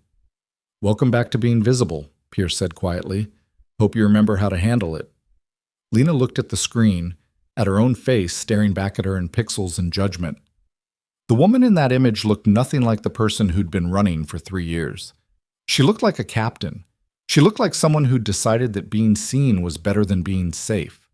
She looked like someone who'd just declared war on everyone who'd tried to keep her silent. And somewhere in the building behind her, Marcus Webb was probably watching the same video and wondering if he'd done Lena a favor or a terrible disservice by recognizing her name at Gate 47. Reeves rejected the bait strategy in under 10 seconds. Absolutely not. We don't use federal witnesses as lures for unidentified hostile actors. This isn't a tactical operation, Captain. This is protective custody and investigation. Protective custody puts me in a box while whoever leaked those files continues operating with impunity, Lena countered. They've already shown they can access Pentagon servers, manipulate civilian doctors, and coordinate attacks across multiple agencies. Hiding won't stop them. It just gives them time to refine their approach. Pierce was studying Lena with the expression he'd worn during mission briefings when someone proposed something dangerous and necessary. What are you suggesting? I testify tomorrow as scheduled. Full security detail, controlled environment, every precaution FBI recommends. But I testify.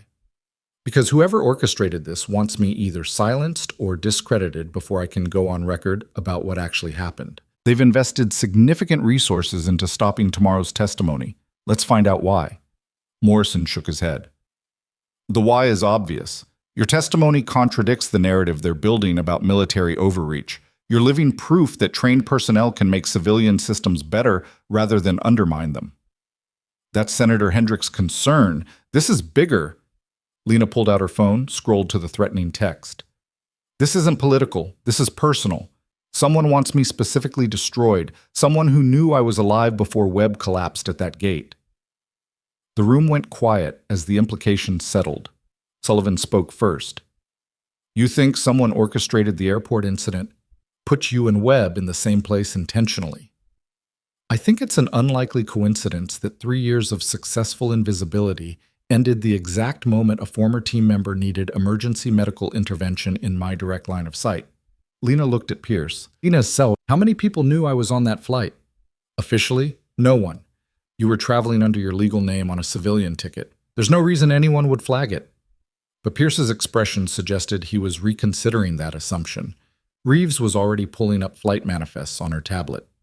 Captain Cross was booked on Flight 847 to Denver. Commander Webb was on Flight 912 to Virginia. Different airlines, different gates, different destinations. Their paths shouldn't have intersected except Webb's flight was delayed 2 hours for maintenance, Sullivan finished. He was reassigned to Gate 47 during the delay. Gate 47 was adjacent to Flight 847's gate. Still coincidence, Morrison said, but he sounded uncertain. Coincidence multiplied by manipulation equals operation, Lena said. It was something her first commanding officer had taught her, a reminder that intelligence work often looked like luck until you examined the patterns. Someone knew I'd be at that airport. Someone knew Webb would recognize me. Someone created conditions where I'd have to surface or let him die. Castellano's attorney had been listening intently. If that's true, then my client was targeted too, used as a weapon against Captain Cross from the beginning. Castellano looked sick. The man who approached me, he knew details about the airport incident before they were public. He knew I'd been there, knew I'd frozen, knew exactly what to say to make me defensive about it. Description, Reeves demanded. 50s, maybe. Gray hair, expensive suit, military bearing but no identification. He had a Pentagon visitor badge, but I didn't verify it. He carried himself like someone used to authority. That describes half of Washington, Pierce muttered. He had a scar, Castellano added, touching his own left temple. Here, surgical precision, like from a field operation rather than cosmetic procedure. Lena's blood went cold. She knew that scar. She'd seen it 3 years ago in a classified briefing room when her entire unit had been killed and someone needed to be blamed for the intelligence failure that caused it. Colonel Marcus Devereaux, she said quietly. Pierce's head snapped toward her. Devereaux was cleared in the Crosswind investigation. He's still serving, still active in SOCOM planning.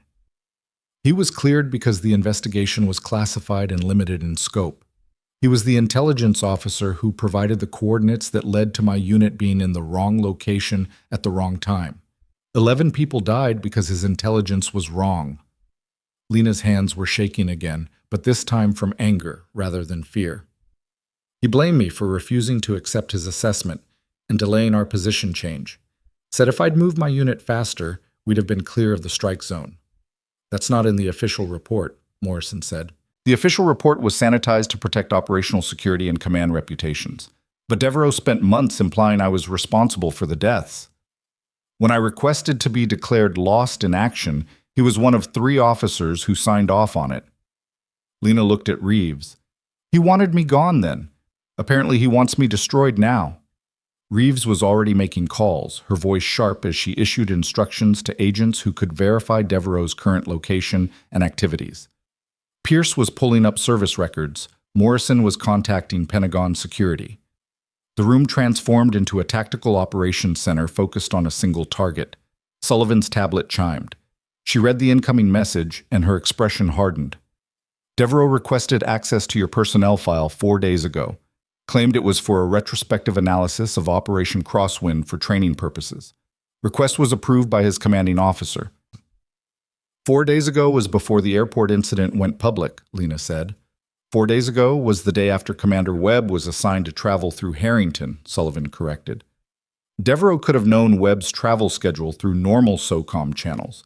If he knew your schedule, too, he'd have everything needed to engineer a collision. Pierce was pulling up flight records, cross-referencing military travel databases.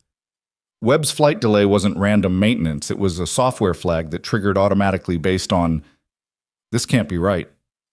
"What?" Lena moved to look over his shoulder.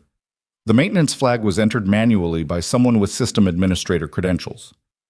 The work order was closed 20 minutes later with no actual work performed. Webb's flight was delayed purely to move him to Gate 47 at the exact time your flight was boarding. Morrison grabbed his phone. "This is a federal crime. Computer fraud, conspiracy, attempted murder if we can prove intent. I'm notifying DOJ. We need Devereaux in custody before he realizes we've identified him," Reeves said. She was coordinating with FBI tactical teams, issuing instructions for surveillance and arrest protocols. But Lena was thinking tactically, running scenarios the way she'd been trained. "He knows we're close. That threatening text wasn't random timing. He sent it because he's watching in real time. He has access to communications we're using right now." The room went silent. Everyone looked at their phones, their tablets, their computers, any of which could be compromised, all of which could be feeding information directly to their target. Pierce moved first, pulling batteries from devices, gesturing for others to do the same. Within 60 seconds, the room was dark except for emergency lighting, all electronics disabled. "Old school it is," Pierce said. He pulled out a notepad, actual paper, increasingly rare in modern intelligence work. "Write down everything you need to communicate. We'll use runners to carry messages to secure locations." It felt anachronistic, using paper and physical messengers in an age of instant digital communication. But it also felt safe in a way nothing electronic could be. Devereaux might have Pentagon access and sophisticated surveillance capabilities, but he couldn't intercept handwritten notes carried by trusted personnel through secure corridors. Reeves wrote quickly, her handwriting precise. "Locate Devereaux. Physical surveillance only, no electronic communication. Arrest on site if probable cause exists." An FBI agent took the note and left at a run. Pierce wrote his own message to Naval Command. "Crosswind investigation compromised. Request immediate security review of all personnel with access to classified files. Priority Alpha." Sullivan documented everything for the record, her notes creating a paper trail that couldn't be digitally altered or erased. Lena sat down in one of the leather chairs and tried to process the revelation. Marcus Devereaux, the man who'd blamed her for 11 deaths, the man who'd signed off on her disappearance, the man who'd apparently spent 3 years waiting for an opportunity to finish destroying her. "Why now?" she asked the room. "If he wanted me gone, I was gone. I'd been invisible for 3 years. Why draw me back just to destroy me publicly?" Castellano answered unexpectedly. "Because invisible isn't destroyed. Invisible is still dangerous, still capable of returning." He looked at Lena with something like sympathy. "He didn't just want you gone. He wanted you discredited, exposed, toxic to anyone who might help you. He wanted your reputation destroyed so thoroughly that even if you did surface, nobody would believe anything you said, and including about what happened during Crosswind," Sullivan added. "If you're a disgraced veteran with PTSD who attacked a civilian doctor, who's going to believe your version of events from 3 years ago?" "But I didn't attack anyone," Lena said. "I saved someone's life. That should have ruined his plan." "Should have," Morrison agreed, "but he adapted, used your heroism as evidence of military overreach, manipulated Castellano into providing civilian credibility to accusations of dangerous behavior, leaked classified files to make you a security liability. Every move calculated to ensure that whether you looked like a hero or a threat, you ended up silenced." The door opened. The FBI agent who'd carried Reeves' message returned with a response written on the same paper. "Devereaux's office empty, home address under surveillance, no movement in past 6 hours, warrant being prepared." "He's running," Reeves said. or preparing for something. Lena's tactical training kicked in. He's not running. He's watching.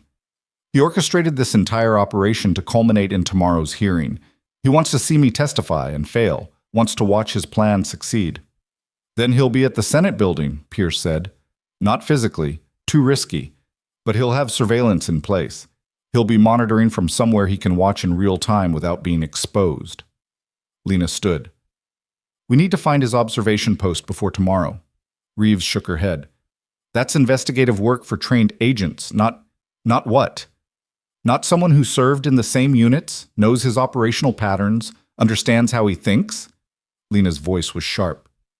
He built this trap using knowledge of my psychology. I can find his position using knowledge of his. Pierce considered this. What's his pattern? Proximity and control. He doesn't delegate critical observation. He positions himself close enough to see reactions, far enough to maintain deniability. Lena closed her eyes, visualizing the Senate building's layout. Senate hearings are in the Hart Building, public galleries, press boxes, staff areas. Devereaux would need line of sight to the testimony area, but wouldn't sit in public view. Press box, Sullivan said. Reserved seating for credentialed media. He could obtain false credentials easily with his access. Staff areas, Morrison countered. Senators' aides move freely throughout hearings. He could pose as congressional staff. Lena shook her head. Neither. Too many variables, too many people who might recognize him. He needs a position that's authorized but isolated. She opened her eyes. Building security office? Feeds from every camera in the hearing room, legitimate reason to be monitoring, minimal interaction with personnel who'd know him. Reeves was writing another note, instructions to verify security office staffing for tomorrow's hearing. The messenger departed. While they waited, Castellano spoke again. If you're right about him watching tomorrow, what's your play? Confront him during testimony? Force him into the open? I testify truthfully about what happened at the airport and let the investigation handle Devereaux, Lena said. Confronting him accomplishes nothing. Convicting him does. Except he's still trying to destroy you, Castellano pointed out. Even if FBI arrests him tomorrow, the damage is done. Your classified files are still leaked, Hendricks' legislation still moves forward, your reputation is still compromised. He was right. Lena could win the battle against Devereaux and still lose the war for her credibility and future. The messenger returned with another note.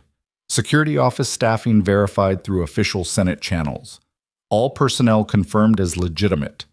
Reeves frowned. Either he's not positioning there, or he's compromised the verification process. Or he's planning to replace someone at the last minute, Pierce said. Show up in uniform, flash Pentagon credentials, claim to be conducting routine security assessment. By the time anyone verifies his authority, the hearing is over and he's gone. We could deny him access, Morrison suggested. And alert him that we're on to his position, Lena countered. Better to let him think he's secure, monitor him while he monitors the hearing. Catch him with evidence of his surveillance and conspiracy. Reeves was skeptical. That requires perfect coordination. One mistake and he disappears before we can apprehend him. Then we don't make mistakes. Lena looked at each of them in turn. He spent months planning my destruction. We have 12 hours to counter it. I'll take those odds. They worked through the night developing their own operation. FBI agents positioned near the Senate building's security office. Military police coordinating with building security. Morrison arranging for real-time monitoring of Devereaux's communications if he tried to contact anyone during the hearing. Pierce preparing documentation of every illegal access, every manipulated record, every element of the conspiracy. At 0300 hours, Lena finally returned to her hotel room under FBI protective detail. 2 agents in the hallway, 1 in the adjacent room, all communications limited to handwritten notes or face-to-face conversation.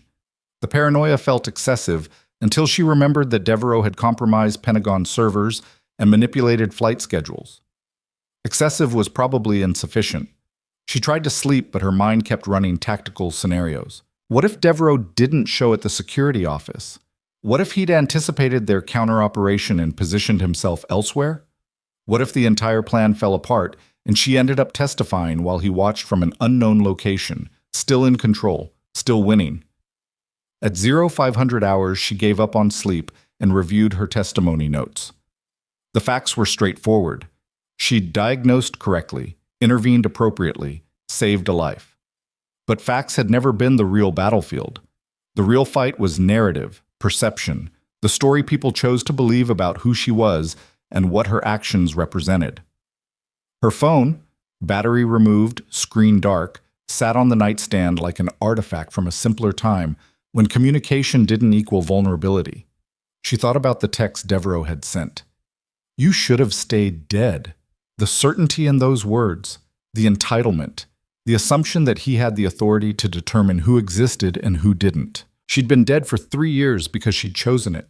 She was alive again because Marcus Webb had recognized her and she'd chosen to stop running. Devereaux didn't get to make that choice for her. Not anymore. At 0600 hours, Pierce arrived with coffee and a handwritten update. Devereaux spotted entering Pentagon at 0530, logged in using legitimate credentials. Currently accessing Senate hearing schedules and building security protocols. FBI monitoring all activity. Lena read the note twice. He's not hiding, he's operating openly. Because he doesn't think we've identified him, Pierce said quietly, conscious of the agents who might overhear. He believes his operation is still secure, that we're focused on unknown threats rather than specific suspects. Then we maintain that assumption until he's in custody. The morning progressed with the surreal quality of preparing for battle while pretending everything was normal. Lena dressed in her service uniform, each ribbon and medal positioned according to regulations that felt increasingly irrelevant compared to the operation unfolding around her. FBI agents maintained their protective positions while appearing to be standard security. Pierce coordinated with multiple agencies using handwritten notes and trusted messengers. Morrison prepared legal documents that would formalize charges against Devereaux once evidence was sufficient. At 0900 hours, they received confirmation. Devereaux had checked in at the Senate Building Security Office, presenting Pentagon credentials and authorization to observe the hearing for operational assessment purposes. He was in position, watching, waiting for Lena's testimony to begin and his victory to unfold. The hearing room filled with senators, staff, press, observers.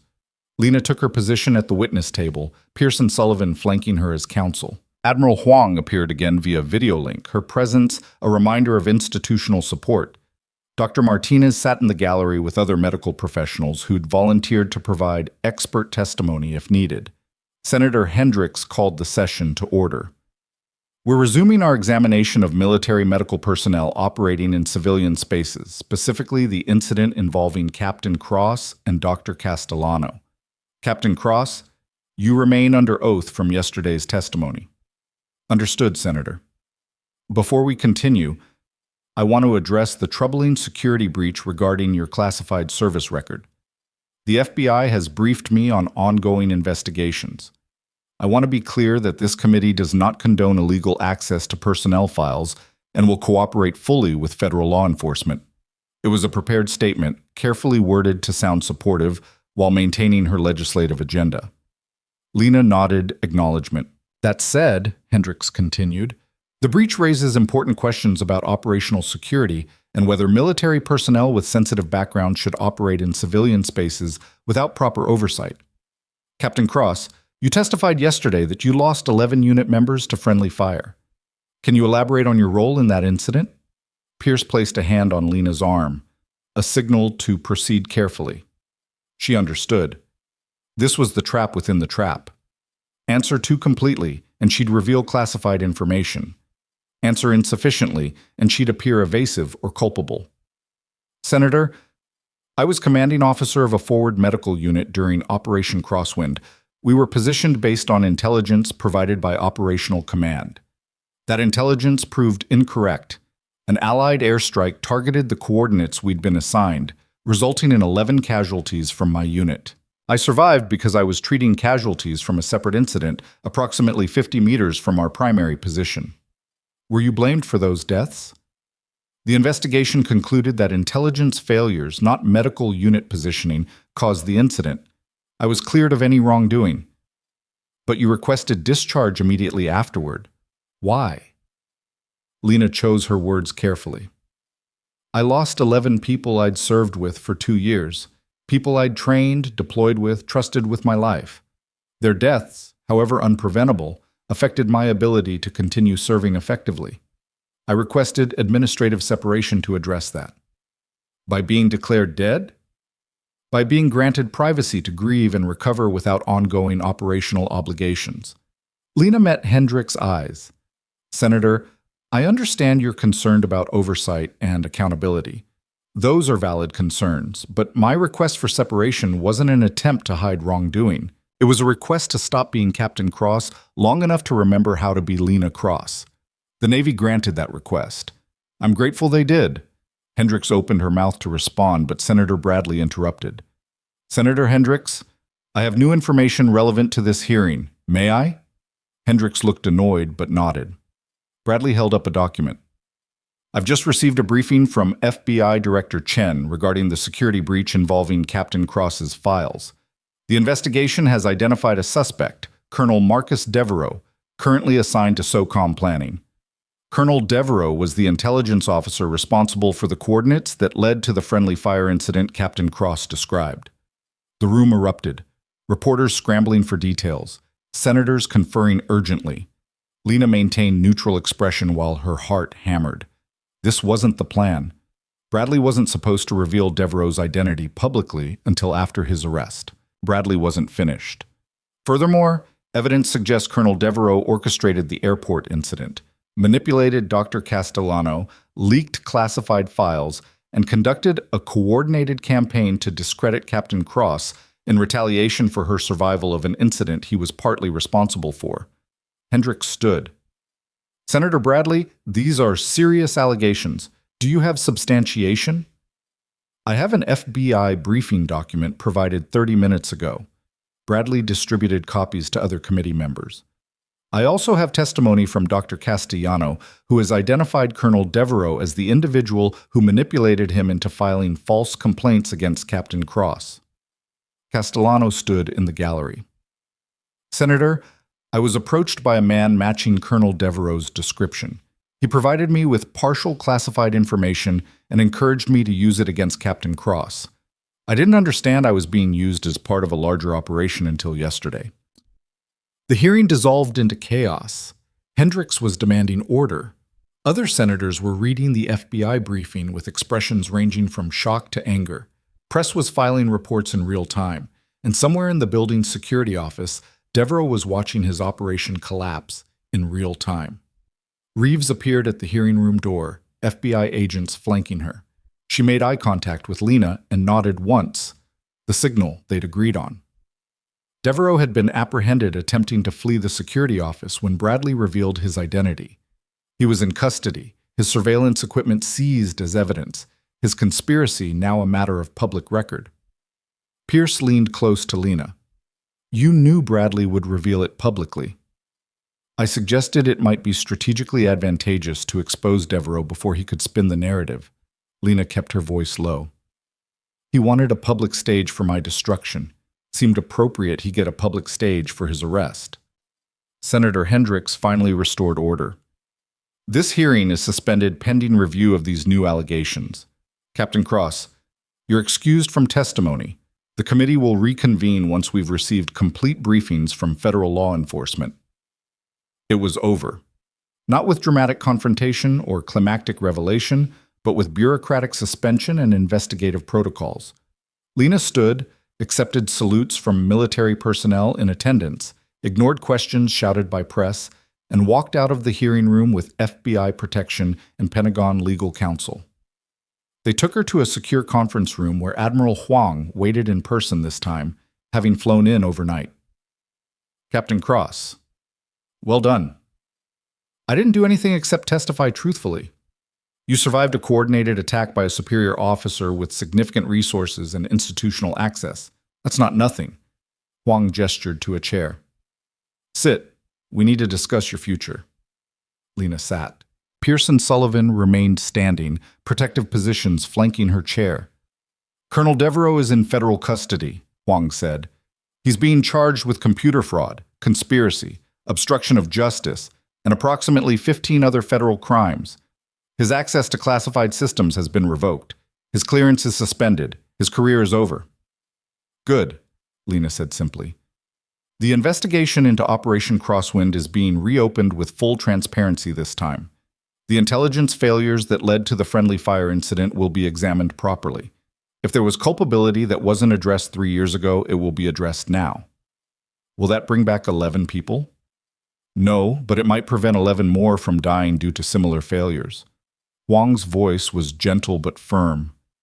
You requested to be declared dead to avoid this, to avoid reopening wounds, reliving trauma, facing questions about decisions you had no control over. I understand that impulse. But Captain Cross, you're not dead anymore. You're very publicly alive. The question is what you do with that. Lena thought about Marcus Webb recovering in a hospital, about Dr. Martinez defending medical competence over ego, about Castellano finding enough courage to admit he'd been manipulated, about Admiral Huang flying overnight to have this conversation in person rather than delegating it to subordinates. I want my nursing licenses restored without conditions, Lena said.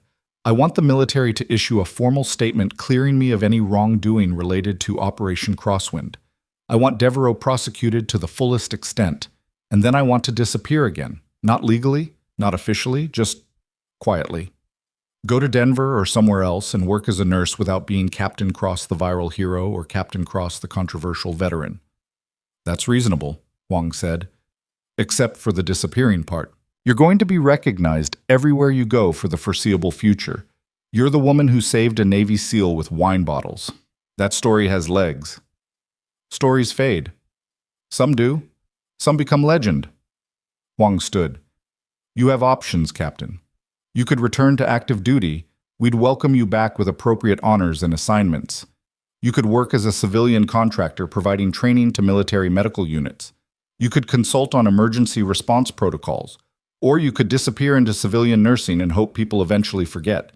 It's your choice. I choose the last one. Huang smiled slightly. I thought you might. The paperwork for your honorable discharge and license restoration is already being processed. You'll be officially separated from military service within 72 hours. Your record will reflect 8 years of exemplary service, including multiple commendations for valor and medical expertise. No mention of the administrative separation or legal death status. Clean slate. As clean as we can make it. Huang extended her hand. Thank you for your service, Captain Cross. Both official and unofficial. Both before and after your death. Lena shook her hand, feeling the weight of 8 years and 3 years and 1 terrible week settling into something that might eventually resemble peace. The press conference that afternoon was Morrison's idea. Devereaux's arrest is public. Your role in exposing him is public.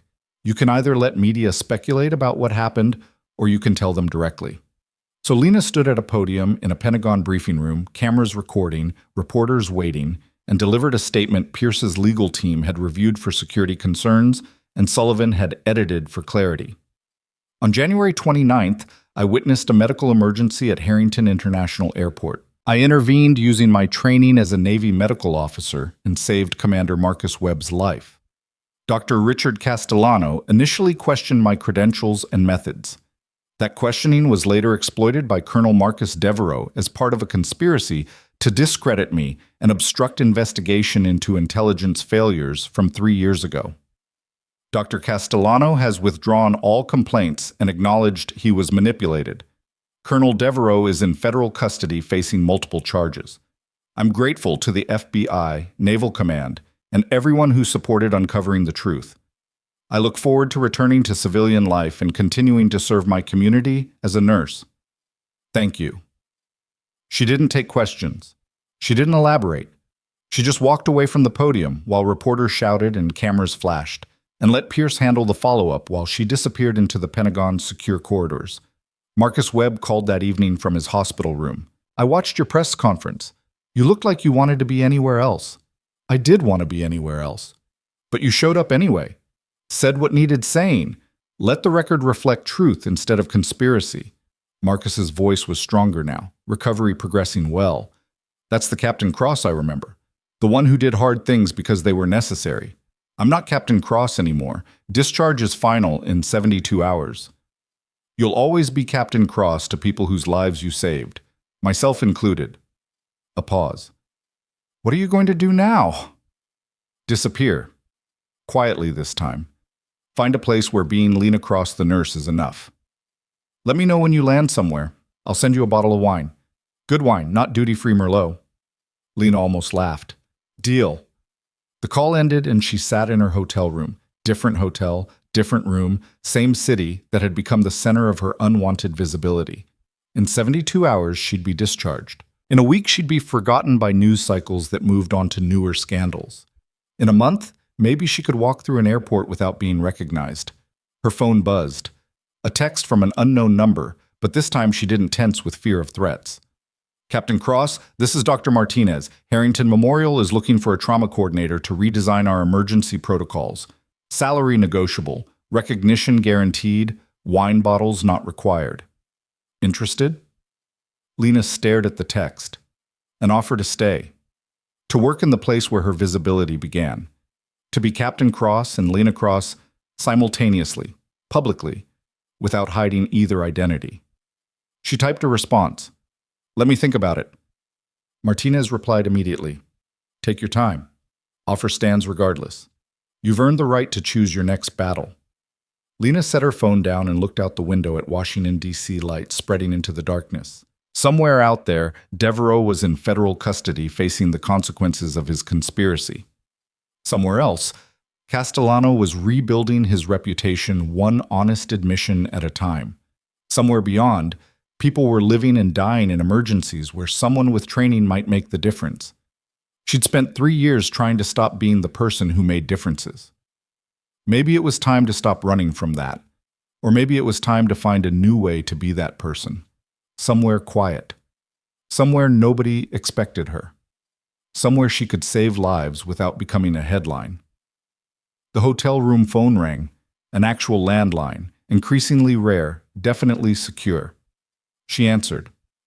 Captain Cross, this is Senator Bradley. The voice was warm, avuncular, nothing like the formal tone from the hearing. I wanted to personally thank you for your service and your courage in exposing Devereaux's conspiracy. Thank you, Senator. I also wanted to inform you that Senator Hendricks has withdrawn her proposed legislation.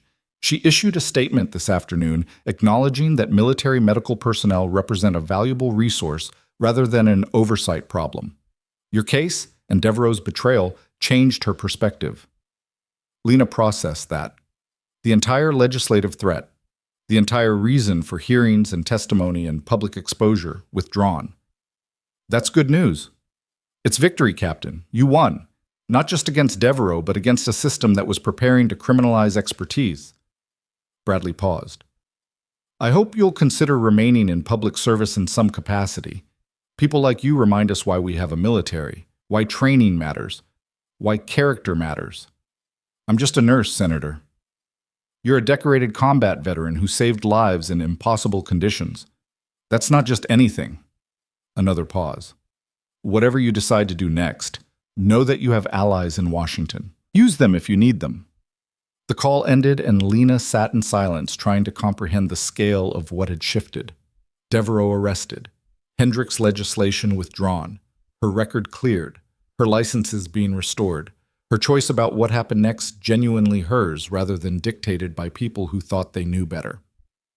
She pulled out the handwritten notes from the investigation, the paper trail they'd created when electronic communication became too dangerous. Pages and pages of strategy, coordination, evidence gathering. The analog response to digital warfare.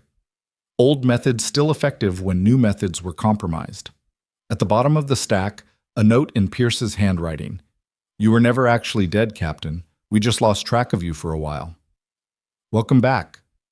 Lena folded the note and put it in her pocket. Tomorrow she'd start the discharge process. Next week she'd figure out where to go and what identity to inhabit. Next month maybe normalcy would return. But tonight, in a hotel room in a city that had tried to destroy her and ended up validating her instead, Lena Cross allowed herself to feel something she hadn't felt in 3 years. Not safety, not certainty, but possibility. The kind that came from surviving what should have killed you, both literally and metaphorically, and discovering you were still standing when the smoke cleared. Her phone buzzed one more time. Martinez again. Forgot to mention. Position comes with full benefits, professional autonomy, and a promise that nobody will ever tell you to step back when you know better. Think about it. Lena read the message 3 times, parsing the subtext. An offer of respect, recognition, space to be competent without apology or permission. She typed, "I'll think about it seriously this time." Martinez, "Good enough. Get some sleep, Captain. Tomorrow you get to decide who you want to be." And for the first time since Marcus Webb had whispered her name at gate 47, Lena thought that decision might actually be hers to make. Elena deleted the message without responding. Whoever had sent it wanted a reaction, wanted fear. She wouldn't give them the satisfaction. The helicopter touched down at St. Catherine's Medical Center 18 minutes later. The trauma team was waiting, real surgeons, real equipment, the kind of resources Elena had wished for during those desperate hours in the underground facility. They transferred Chen and Ethan with practiced efficiency, wheeling them toward separate operating rooms while calling out vitals and injury summaries. A physician in surgical scrubs approached Elena as she climbed out. "You're the nurse who's been keeping them alive?" "I did what I could." "You did more than that. Dr. Chen's repair work is holding perfectly, and Mr. Cole would have bled out twice over without your interventions." The physician extended a hand. "Doctor, Sarah Mendez, trauma surgery. I'll be taking over their care from here, but I want you in the OR. Your observations could be critical."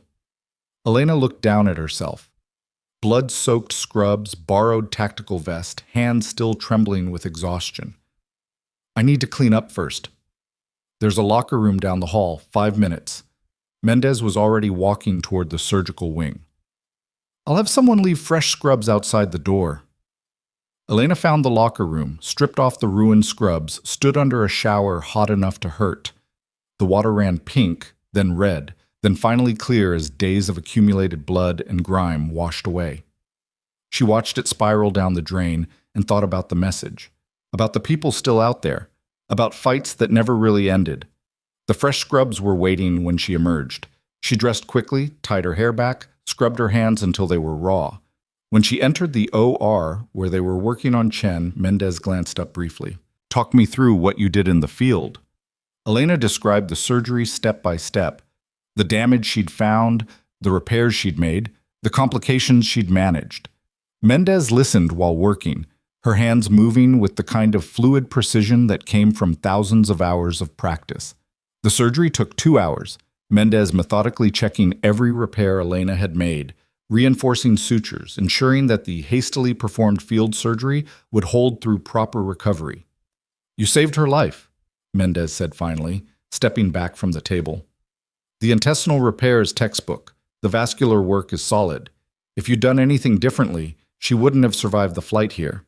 Where did you train for field surgery?" "I didn't. I learned on the job. 11 years of trauma nursing, you see enough to know what works and what doesn't." Mendez studied her with new respect. 11 years in trauma. That explains the steady hands. Most nurses would have panicked in your situation. Panic doesn't save lives. Action does. They moved to Ethan's OR next. His surgery was more complex, removing the damaged tissue from his torn incisions, debriding infection that had started to set in despite Elena's best efforts, reclosing everything with reinforced sutures designed to hold, even if he insisted on being reckless again. Elena assisted, anticipating instruments, monitoring vitals, doing the 1,000 small tasks that kept surgery flowing smoothly. Mendez worked with quiet intensity, occasionally asking Elena questions about Ethan's response to treatment, about complications she'd observed, about the timeline of his injuries. Every answer Elena gave seemed to confirm something in Mendez's assessment. "He's lucky you were there," Mendez said, tying off the final suture. "Most people wouldn't have had the knowledge or the courage to do what you did. You could have walked away, saved yourself. Instead, you stayed and fought for him. He was my patient. You don't abandon your patients. You'd be surprised how many people do." Mendez stripped off her gloves. "He's stable now. Recovery will take weeks, but he'll make it. Both of them will." 6 hours after arriving at St. Catherine's, both patients were in recovery. Stable. Alive. Healing. Elena stood in the observation area between their rooms, watching monitors, checking readouts, unable to completely let go of the responsibility she'd carried for the past 36 hours. Marcus found her there, looking cleaner but still exhausted, his wounded shoulder properly bandaged now. A sling supported his arm, and he moved more carefully than before. "You should rest," he said. "You've been awake for almost 40 hours straight." "I'll rest when I know they're stable."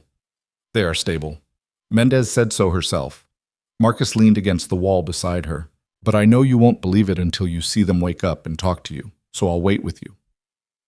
They stood together in comfortable silence, watching the steady rise and fall of Chen's chest on one monitor, the rhythmic beep of Ethan's heart rate on another. After a while, Marcus pulled out his phone. "FBI wants to talk to you," he said. "Full deposition, everything you witnessed. They're building a case that'll put Gaines and Voss away for decades." "When?" "Tomorrow afternoon. They said you could rest first." Marcus pulled up a news broadcast. "But there's something else. Something you need to see now." The anchor appeared on screen, professional and serious, images of Mercy Heights playing behind her. Unprecedented scandal continues to unfold at Mercy Heights Medical Center. Federal investigators have now arrested 12 individuals connected to what they're calling a conspiracy to commit murder for profit. Among those arrested are Dr. Raymond Voss, Chief of Surgery, and Hospital Chief Operating Officer Victor Gaines. Sources say the investigation centers on the systematic killing of uninsured patients over a 6-month period. The image cut to footage of Voss being led out of Mercy Heights in handcuffs. His expensive suit was rumpled now, his face haggard, his carefully maintained composure completely shattered. Reporters shouted questions, their voices overlapping in a cacophony of demands for statements, explanations, justifications. He kept his head down, said nothing, but Elena could see the defeat in his posture.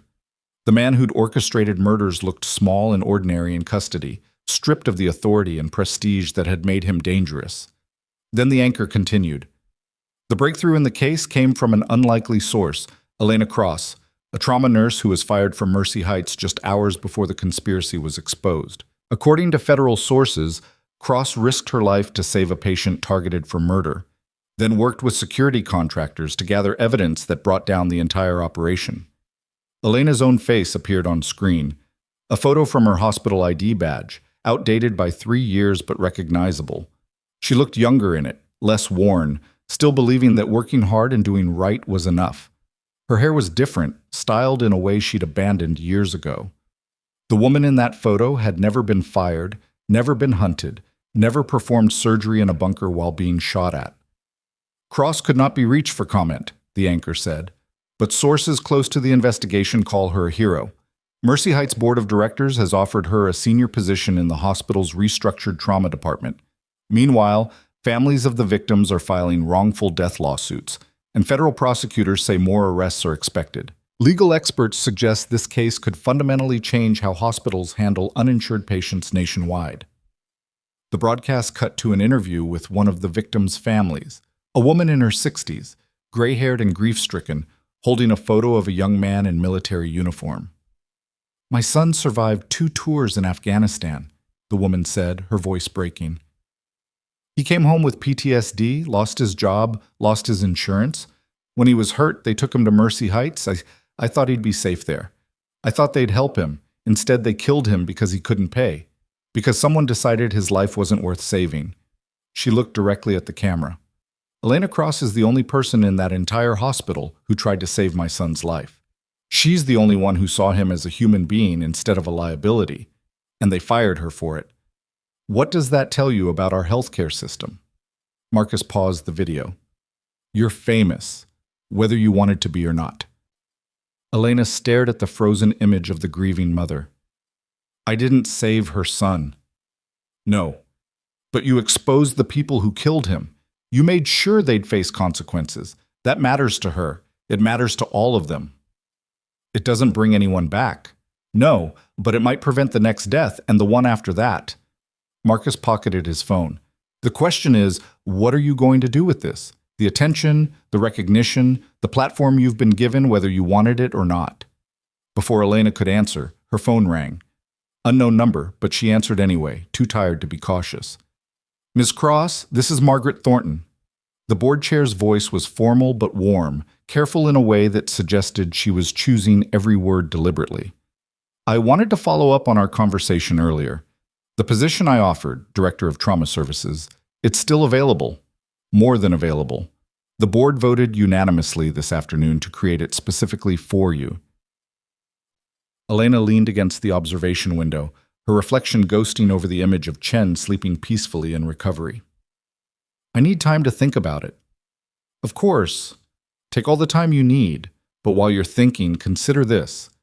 Mercy Heights needs to rebuild, not just its reputation, but its soul. We need someone who understands that healthcare isn't about profit margins and patient throughput. It's about saving lives. And you've proven, repeatedly, that you understand that better than anyone. Thornton paused, and Elena could hear papers rustling in the background. Also, the salary is $200,000 a year, full benefits, complete autonomy over trauma department operations, and a budget allocation of $5 million for the first year to implement whatever changes you deem necessary. You'd report directly to the board, not to any administrator. Your decisions would be final. If you say a patient gets treated, they get treated. No exceptions, no overrides. Elena felt her breath catch. $200,000, $5 million in discretionary funding, complete autonomy. She'd been making $60 as a staff nurse, scraping by, fighting every day just to do her job properly. This was power, resources, the ability to change systems instead of just surviving within them. Why me? She asked. You could hire an experienced administrator, someone with credentials, connections, political savvy. We could. And we'd get someone who knows how to manage the system as it exists.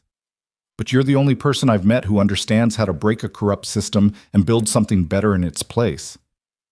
Thornton's voice strengthened. You didn't just defy gains. You exposed an entire infrastructure of corruption and replaced it with accountability. That's not administration, that's revolution, and that's exactly what Mercy Heights needs. The word settled over Elena like a mantle. Revolution. She'd never thought of herself that way. She was just a nurse who'd refused to let a patient die. But maybe that's what revolution looked like. Ordinary people making extraordinary choices when faced with impossible situations. I'll give you my answer in 48 hours, she said finally. That's all I ask. Thank you, Ms. Cross, for everything you've done, for everything you're going to do. The call ended. Elena sat in silence, Marcus watching her carefully, his expression unreadable. You're going to take it, he said. It wasn't a question. I don't know yet. Yes, you do. You're already thinking about how to fix everything that's broken there, how to make sure what happened to you never happens to another nurse, how to build a trauma department that puts patients first, always, without compromise. Marcus smiled slightly. You're a builder, Elena. Even when they tear you down, you're already planning the next structure. It's who you are. Maybe he was right. Maybe she'd known her answer the moment Thornton made the offer, but there was still the message to consider. The people who'd hired Voss, who'd paid for murders, who'd built an infrastructure of corruption that reached far beyond one hospital. What about the people behind this? Elena asked. The ones who hired Voss, the pharmaceutical executives, the criminal network. They're still out there. And that message, the threat, it came from someone who knows who I am, where I am, what I did. Let us worry about them. Marcus's expression hardened, and for a moment Elena saw the soldier beneath the security contractor facade. Ethan's organization specializes in finding people who don't want to be found. We've got resources, connections, capabilities that most government agencies would kill for. Once he's recovered, we'll trace every payment, every communication, every connection. We'll follow the money until we find everyone involved in this conspiracy, and we'll make sure they face consequences. Legal consequences, preferably, but consequences either way.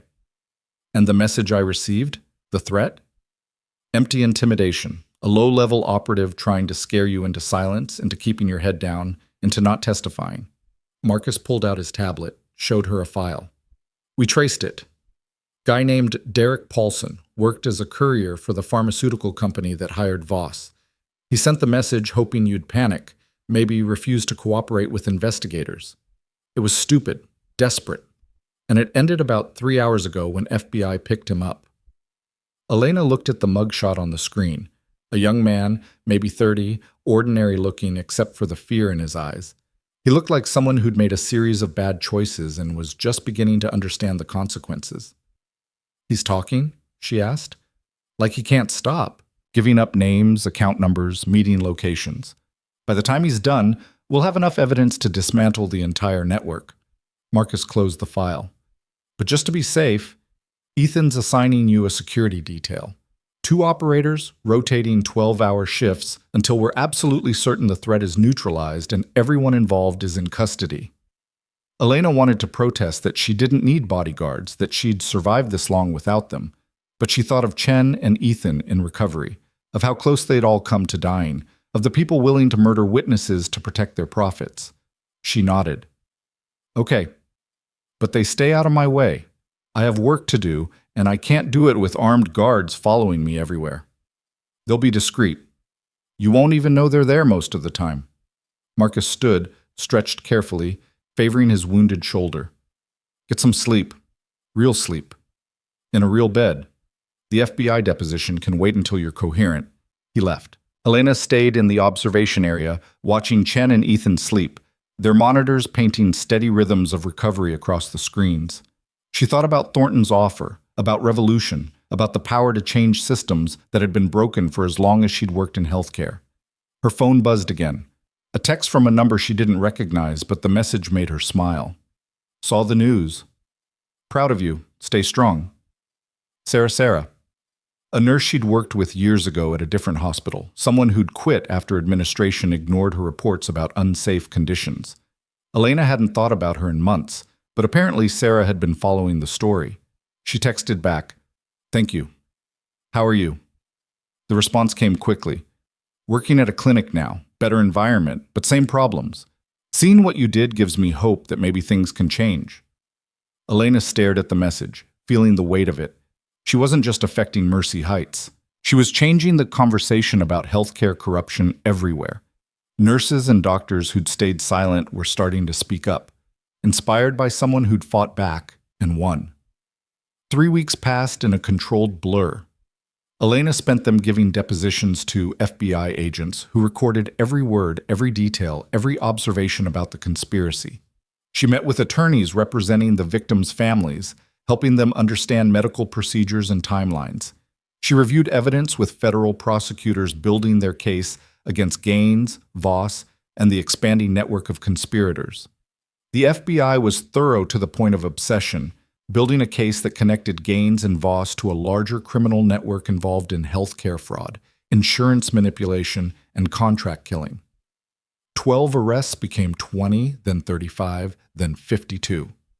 The scandal grew until it dominated national news cycles, spawning congressional hearings and regulatory investigations. Elena watched it unfold from the controlled distance of someone who'd become a public figure without ever wanting the attention. Reporters called constantly. She stopped answering. Interview requests piled up. She declined them all. The only thing she agreed to was a single statement released through Thornton. "I did what any nurse should do. I fought for my patient. The real story is why I had to fight so hard just to provide basic care." But while the public attention raged, Elena focused on something more immediate and infinitely more important. She'd accepted Thornton's offer on day 4, started her new position as Director of Trauma Services on day 7, and immediately began rebuilding with the kind of focused intensity that left no room for doubt or hesitation. First, she fired every administrator who'd enabled Gaines' policies, not just those directly involved in the conspiracy, but anyone who'd known about the transfer protocols and stayed silent. 16 people in total, from department heads to scheduling coordinators. The hospital attorneys warned her about wrongful termination lawsuits. She documented every violation, every compromised patient, every ignored complaint. The lawsuits never materialized. Second, she rewrote the trauma department protocols from scratch. No more insurance verification before treatment. No more transfer policies based on ability to pay.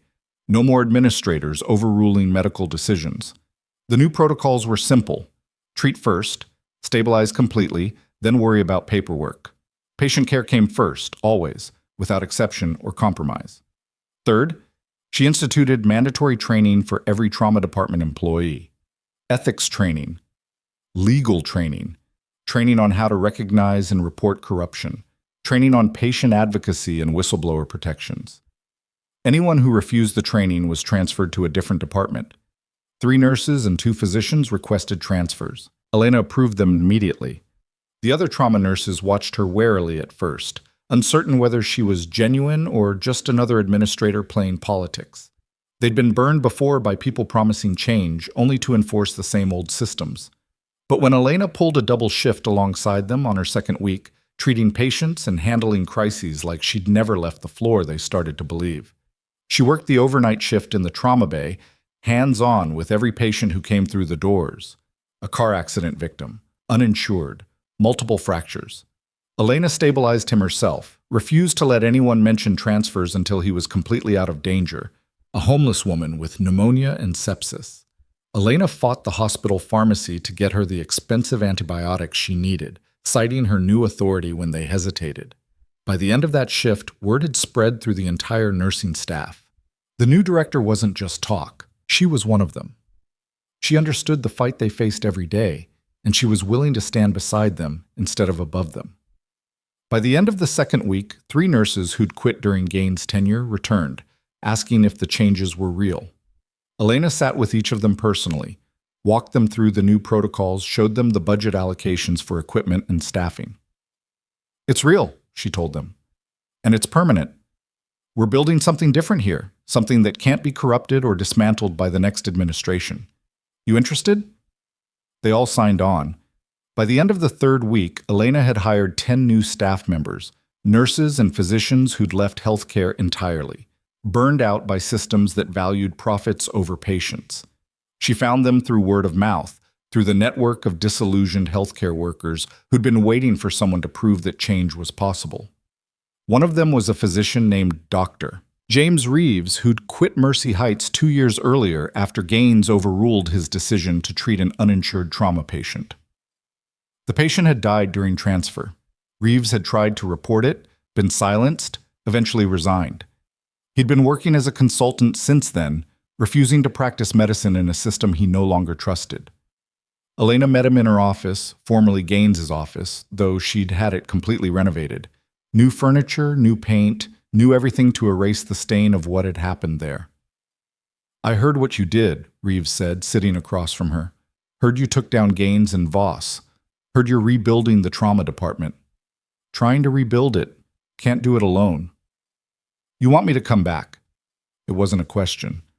"I want you to help me build a department that won't betray its physicians the way this one betrayed you."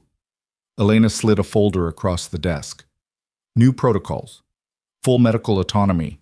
No administrator can overrule your clinical decisions.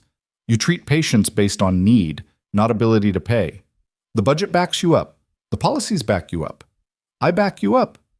Reeves read through the protocols slowly, his expression shifting from skepticism to cautious hope. "This is what I wanted 2 years ago. What I begged for. I know, I read your complaints, all of them. You were right about everything." Elena leaned forward. "I can't change what happened, can't bring back the patients we lost, but I can make sure it doesn't happen again, and I need people like you to make that promise real." Reeves looked up. "People like me?" "People who care more about saving lives than protecting their careers. People who'll speak up when something's wrong instead of staying quiet. People who understand that medicine is supposed to be about healing, not profits." Elena met his eyes. "You walked away because the system broke your trust. I'm asking you to come back because I'm building a system worthy of your trust." Reeves was quiet for a long moment. Then he signed the employment contract Elena had prepared. "When do I start?" "Tomorrow, if you're ready. We've got patients who need you." Chen was released from the hospital on day 19. She was weak, moving slowly, her abdomen still tender from surgery, but alive and recovering ahead of schedule. She showed up at Mercy Heights unannounced, walking through the trauma bay doors like she owned the place, ignoring the startled looks from nurses who'd seen her on the news. She found Elena in the trauma bay, reviewing patient charts with Reeves and 2 of the newer nurses. Elena looked up, saw Chen standing there, and felt something unclench in her chest. "You're supposed to be resting," Elena said. "I've been resting for 3 weeks. I'm going crazy." Chen pulled up a chair, sat carefully, wincing slightly at the movement. I wanted to see what you were building here. Elena gestured around the trauma bay. New equipment gleamed under updated lighting. The staff worked with an energy and focus that had been absent for years. Patients were being treated quickly, efficiently, with genuine care instead of bureaucratic indifference. Nothing revolutionary, Elena said. Just a department that doesn't kill its patients for profit. That's more revolutionary than you think. Chen glanced around, taking in the changes. The new monitors, the fully stocked supply cabinets, the nurses who looked engaged rather than defeated. You did all this in 3 weeks? I had a lot of anger to work through. Construction is therapeutic. Elena closed her chart, gave Chen her full attention. How are you really? Not the official recovery report, the truth. Alive. Thanks to you. Chen's expression grew serious. Mendez told me what you did. The field surgery, the improvisation, working in a facility that barely had running water. You saved my life when you had every reason to save yourself instead. I'm a nurse. I don't leave people behind. Most people do, Elena. Most people absolutely do. When bullets are flying and buildings are collapsing, most people run. You stayed, you fought, you performed surgery in a war zone because walking away wasn't an option for you. Chen leaned forward carefully. That's not normal, that's exceptional, and it's exactly the kind of exceptional this hospital needs. They talked for an hour, comparing notes on recovery and rehabilitation, laughing about the absurdity of performing surgery in an underground bunker with equipment from the 1990s. Chen described her physical therapy, the slow process of rebuilding strength, the frustration of being unable to do things that had been effortless before. But I'm getting there, she said. Another month, and I'll be cleared for duty. Back to the security facility, back to work. You're going back? Elena tried to keep the disappointment out of her voice. I thought maybe you'd consider staying here. We could use someone with your expertise. Trauma surgeons with field experience don't exactly grow on trees. Chen smiled. I appreciate that. But the work we do at the facility, protecting people who can't protect themselves, gathering evidence on organizations that operate above the law, that's what I'm called to do. That's where I can make the biggest difference. She paused, choosing her words carefully. But I wanted to ask you something first. The work we do isn't just field operations. We need medical consultants, people who understand trauma care, who can advise on rescue operations, who can train our teams to handle casualties in hostile environments. It's contract work, flexible schedule, substantial pay, and you'd be helping people who truly have no one else. Elena considered the offer. Part of her was tempted, the adrenaline, the purpose, the chance to fight corruption at its source on a global scale. But she looked around the trauma bay, at the nurses working with newfound confidence, at the patients receiving care without judgment or bureaucratic obstacles. I'm needed here, she said finally. This is where I can do the most good. The work you do is important, critical even, but this, she gestured to the trauma bay, this is what I know. This is what I'm good at. Changing one hospital, one department, one policy at a time. Building something that lasts. Chen nodded, unsurprised. I figured you'd say that, but the offer stands. If you ever want to expand your horizons beyond these walls, we'd be honored to have you. When Chen finally left, she hugged Elena carefully, mindful of her healing abdomen. Thank you, she whispered, for everything, for not giving up on me. I never give up on my patients, Elena said, ever. She watched Chen go, feeling a bittersweet mix of pride and loss. Another person whose life she'd saved, moving on to save others. The ripple effect of one decision, one refusal to accept defeat, spreading outward in ways she'd never fully understand. Ethan was released on day 23. He showed up at Mercy Heights the same day, looking healthier but still moving like every step hurt. His color was better, the gray pallor of blood loss replaced by something approaching normal. But Elena could see the careful way he moved, protecting his wounds, managing pain he'd never admit to feeling. She was in her office when security called to say he was on his way up. She met him in the hallway outside the trauma bay, blocking his path. You're supposed to be taking it easy, she said. I am taking it easy. I took the elevator instead of the stairs. Ethan looked around, noting the changes. Fresh paint, new equipment, staff who moved with purpose instead of defeat. You've been busy. So have you. I saw the news. Federal task force arrested 43 people connected to the conspiracy, seized $200 million in assets, shut down operations in 6 states and 3 countries. We found the people who hired Voss, pharmaceutical executives who were using hospitals to eliminate whistleblowers and witnesses. They had an entire network, doctors, administrators, ambulance services, all coordinated to identify targets and make them disappear. Ethan's expression was grim. They thought they could hide behind shell companies and encrypted communications. They were wrong. And the threat? The message I received? Traced back to Derek Paulson, mid-level operative trying to scare you into silence. He's in custody now, facing conspiracy charges, looking at 30 years minimum. He gave up everyone above him in exchange for a reduced sentence. Ethan met her eyes. You're safe, Elena. They can't touch you. Everyone who wanted you dead is either in prison or in hiding, and we're hunting the ones in hiding. Elena felt tension she didn't know she'd been carrying finally release. The constant low-grade anxiety, the hypervigilance, the checking over her shoulder, it could end now. She could focus on rebuilding instead of survival. Good, she said simply. They walked together through the trauma wing. Ethan moved slowly, still healing, but his eyes were sharp, observant, taking in every detail. He noticed the new equipment, the engaged staff, the atmosphere of focused care rather than bureaucratic anxiety. In the main trauma bay, a team was working on a gunshot victim. A young man, early 20s, bleeding badly from a wound to the thigh. The attending physician barked orders while nurses moved with practiced efficiency. Elena watched them work, saw the confidence in their movements, the absence of fear about insurance verification or administrator approval. They were just doing medicine, pure and uncompromised. You built something here, Ethan said finally. Something that matters. I'm trying. Ask me again in 6 months whether it's working. Elena stopped at the observation window overlooking the main trauma bay.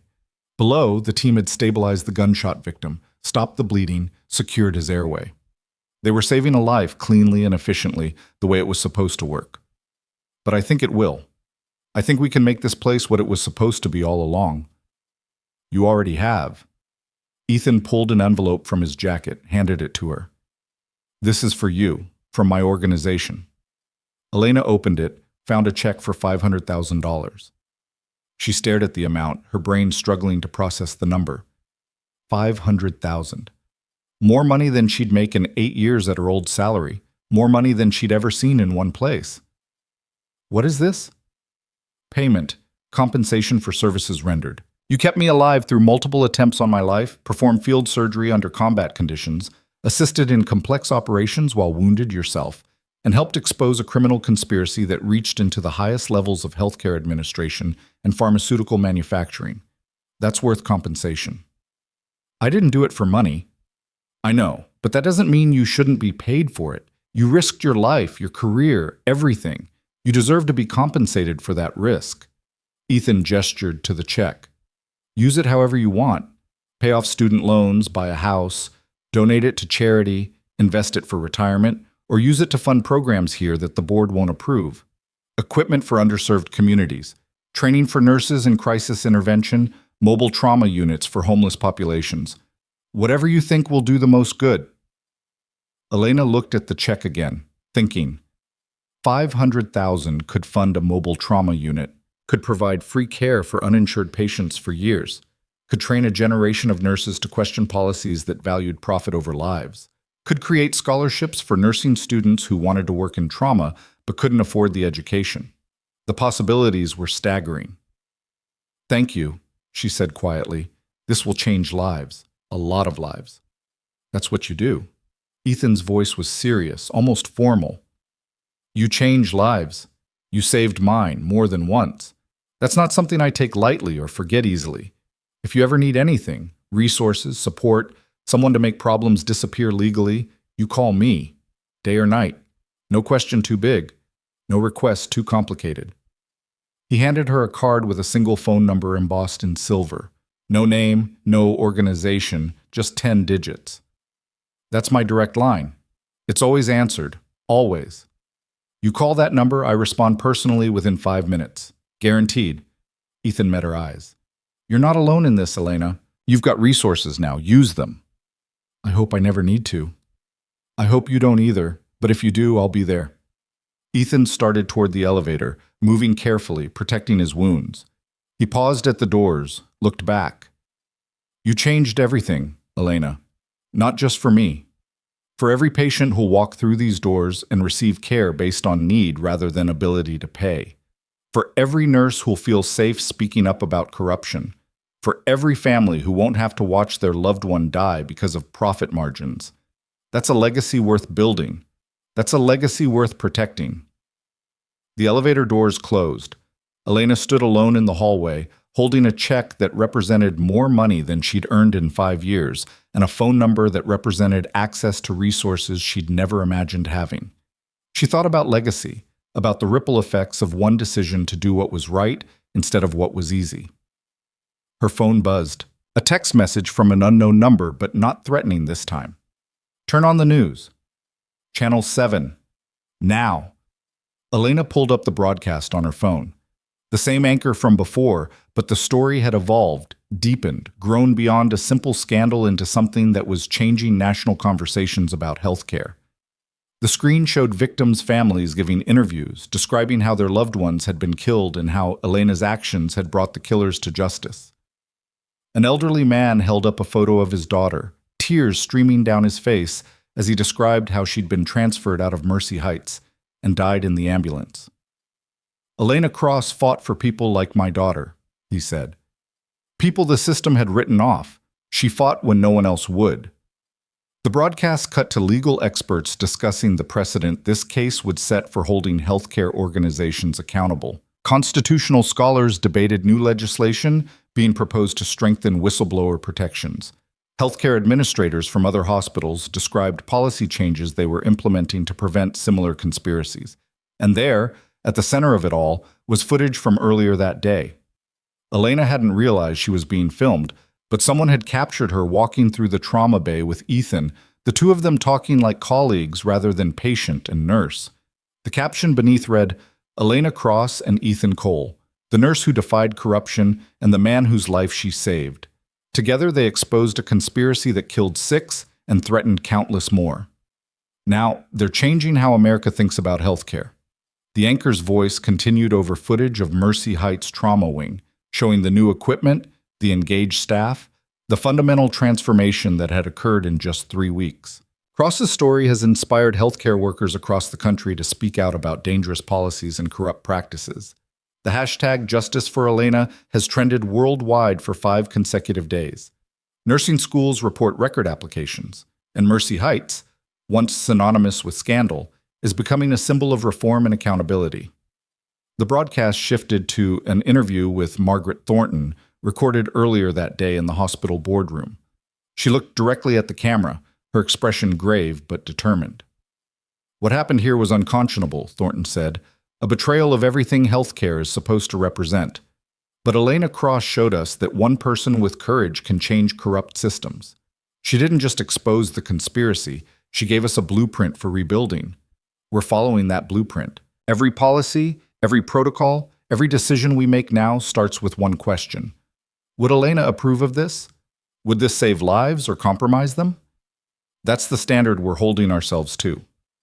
The anchor turned back to the camera. Elena Cross could not be reached for comment, but in a statement released through the hospital, she said simply, I did what any nurse should do. I fought for my patient. The real story is why I had to fight so hard just to provide basic care. Elena turned off the broadcast. She didn't want to be a symbol, didn't want the attention or the pressure that came with being held up as an example. She just wanted to do her job, save lives, make sure no other nurse faced the choice between following orders and doing what was right. But maybe that was the point. Maybe the best symbols were the people who never wanted to be symbols in the first place. People who just did what needed to be done, quietly and without fanfare, and in doing so changed the world around them. 6 weeks after the scandal broke, Mercy Heights held a formal ceremony. The trauma wing had been renamed the Elena Cross Center for Emergency Medicine. A bronze plaque was installed near the main entrance, large enough to be read from across the lobby, polished to a mirror shine that reflected the faces of everyone who passed. The inscription read, "Dedicated to Elena Cross, whose courage in the face of corruption saved lives and transformed this institution. May all who enter here remember that patient care must always come before profit, policy, or politics." Named February 15th, 2026. Elena stood at a podium set up in the hospital's main atrium, looking out at an audience of hundreds. Hospital staff filled the front rows, nurses and physicians who'd worked alongside her, who'd watched the transformation, who'd become believers in what they were building together. Behind them sat board members in expensive suits, trying to look supportive despite their obvious discomfort with having their failures memorialized in bronze. Further back were the journalists, cameras rolling, recording every word for the news cycles that would dissect and analyze and interpret. And in the very back, standing rather than sitting, were the families. 6 of them, representing the 6 victims who died because of Gaines and Voss's conspiracy. They held photos of their lost loved ones, silent testimony to the cost of corruption. Elena had prepared a speech, something professional and appropriate, carefully worded to avoid controversy while acknowledging the tragedy. She'd written it out, practiced it, shown it to Thornton for approval. But when she opened her mouth, looking at those 6 families in the back, holding photos of people she'd never save, different words came out. "I'm not a hero," she said, her voice carrying through the sudden silence. "I'm a nurse who did what nurses do. I fought for my patient. The only difference is that this time the system fought back. And when it did, I had to make a choice. Follow the rules that said to let him die or save his life and face the consequences." She paused, gathering her thoughts, feeling the weight of all those eyes on her. Everyone in this room faces that choice, whether you realize it or not. Not always as dramatically as I did. Not always with helicopters and gunfights and federal investigations, but every time you see something wrong and decide whether to speak up or stay silent. Every time you witness injustice and choose whether to act or look away. Every time the system tells you to prioritize efficiency over humanity, profit over patients, policy over people. Elena's voice strengthened, losing the careful professional tone she'd practiced, becoming something rawer and more real. What happened here wasn't about one corrupt administrator or one criminal conspiracy. It was about what happens when good people decide that keeping their jobs is more important than keeping their principles. When we choose comfort over courage. When we tell ourselves that we're powerless to change broken systems, so why bother trying? She looked directly at the nursing staff in the front rows. But we're not powerless. Every nurse who reports unsafe conditions instead of staying quiet. Every doctor who refuses to compromise patient care for profit margins. Every person who says this is wrong when everyone else nods and moves on. They're changing the system. One decision at a time, one patient at a time, one act of courage at a time. Elena's gaze shifted to the families in the back, to the photos they held of people who should still be alive. "I'm sorry I couldn't save everyone. I'm sorry it took exposing a massive conspiracy before anyone listened. I'm sorry the system failed your loved ones so completely, so catastrophically." Her voice broke slightly, but she pushed through. "But I promise you this, it won't happen again. Not here. Not on my watch. This hospital will never again value anything more than the lives entrusted to our care. That's not just a promise. That's a guarantee. Written into policy. Backed by resources. Enforced without exception." She turned to face Thornton and the board members. "The plaque outside says this center is dedicated to me. I appreciate the gesture, but I want to be clear about something. This center isn't mine. It belongs to every patient who has failed by corrupt systems, every nurse who was punished for doing the right thing, every physician who was silenced for speaking truth, every family who lost someone because profit mattered more than care. I'm just the person who got lucky enough, or unlucky enough, depending on your perspective, to be in the right place at the right time with the right combination of skill and stubbornness to make a difference. But the real heroes are the people who work here every day, who choose to save lives in a system that makes that choice harder than it should be. The nurses who stay late without compensation to ensure their patients are stable. The physicians who fight insurance companies for treatments they know are necessary. The techs and orderlies and administrators who put patients first, even when it cost them personally. Elena's voice filled the atrium now, strong and clear and absolutely certain. So yes, put my name on the building if you want, but remember that the name is just a reminder that one person can change corrupt systems, a reminder that courage matters more than compliance, a reminder that we're all responsible for the kind of healthcare we deliver, and we're all accountable when that healthcare fails. And most importantly, a reminder that patient care, real, uncompromising, unconditional care, is not negotiable. It's not subject to budgets or policies or administrator approval. It's the reason we exist, the only reason. And anyone who forgets that doesn't belong here. The silence that followed was absolute. Then applause started, slowly at first, from the nursing staff in the front. It spread backwards through the audience, physicians joining in, then the families, then even some of the board members, rising to their feet because staying seated would have been conspicuous. Elena stepped away from the podium, feeling exposed and exhausted and strangely peaceful. She'd said what needed to be said, not what was polite or politically safe. She'd drawn a line in the sand and dared anyone to cross it. Thornton approached as the crowd dispersed, her expression unreadable. For a moment, Elena thought she might have gone too far, might have turned her victory into defeat by being too honest, too confrontational. Then Thornton smiled. That was quite a speech, not what we discussed. No, but it was what needed to be said. I know.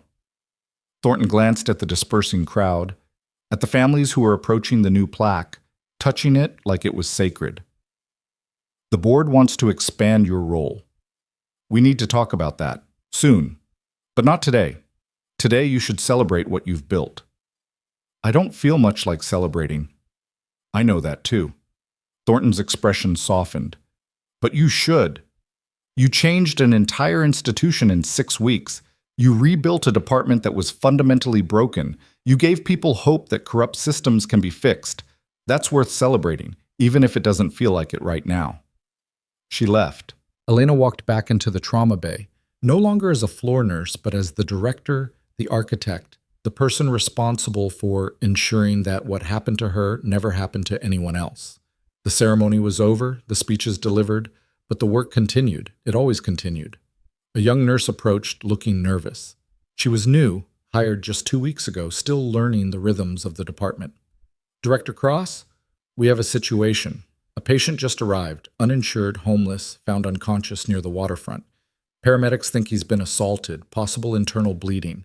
His vitals are unstable, and she hesitated. And what?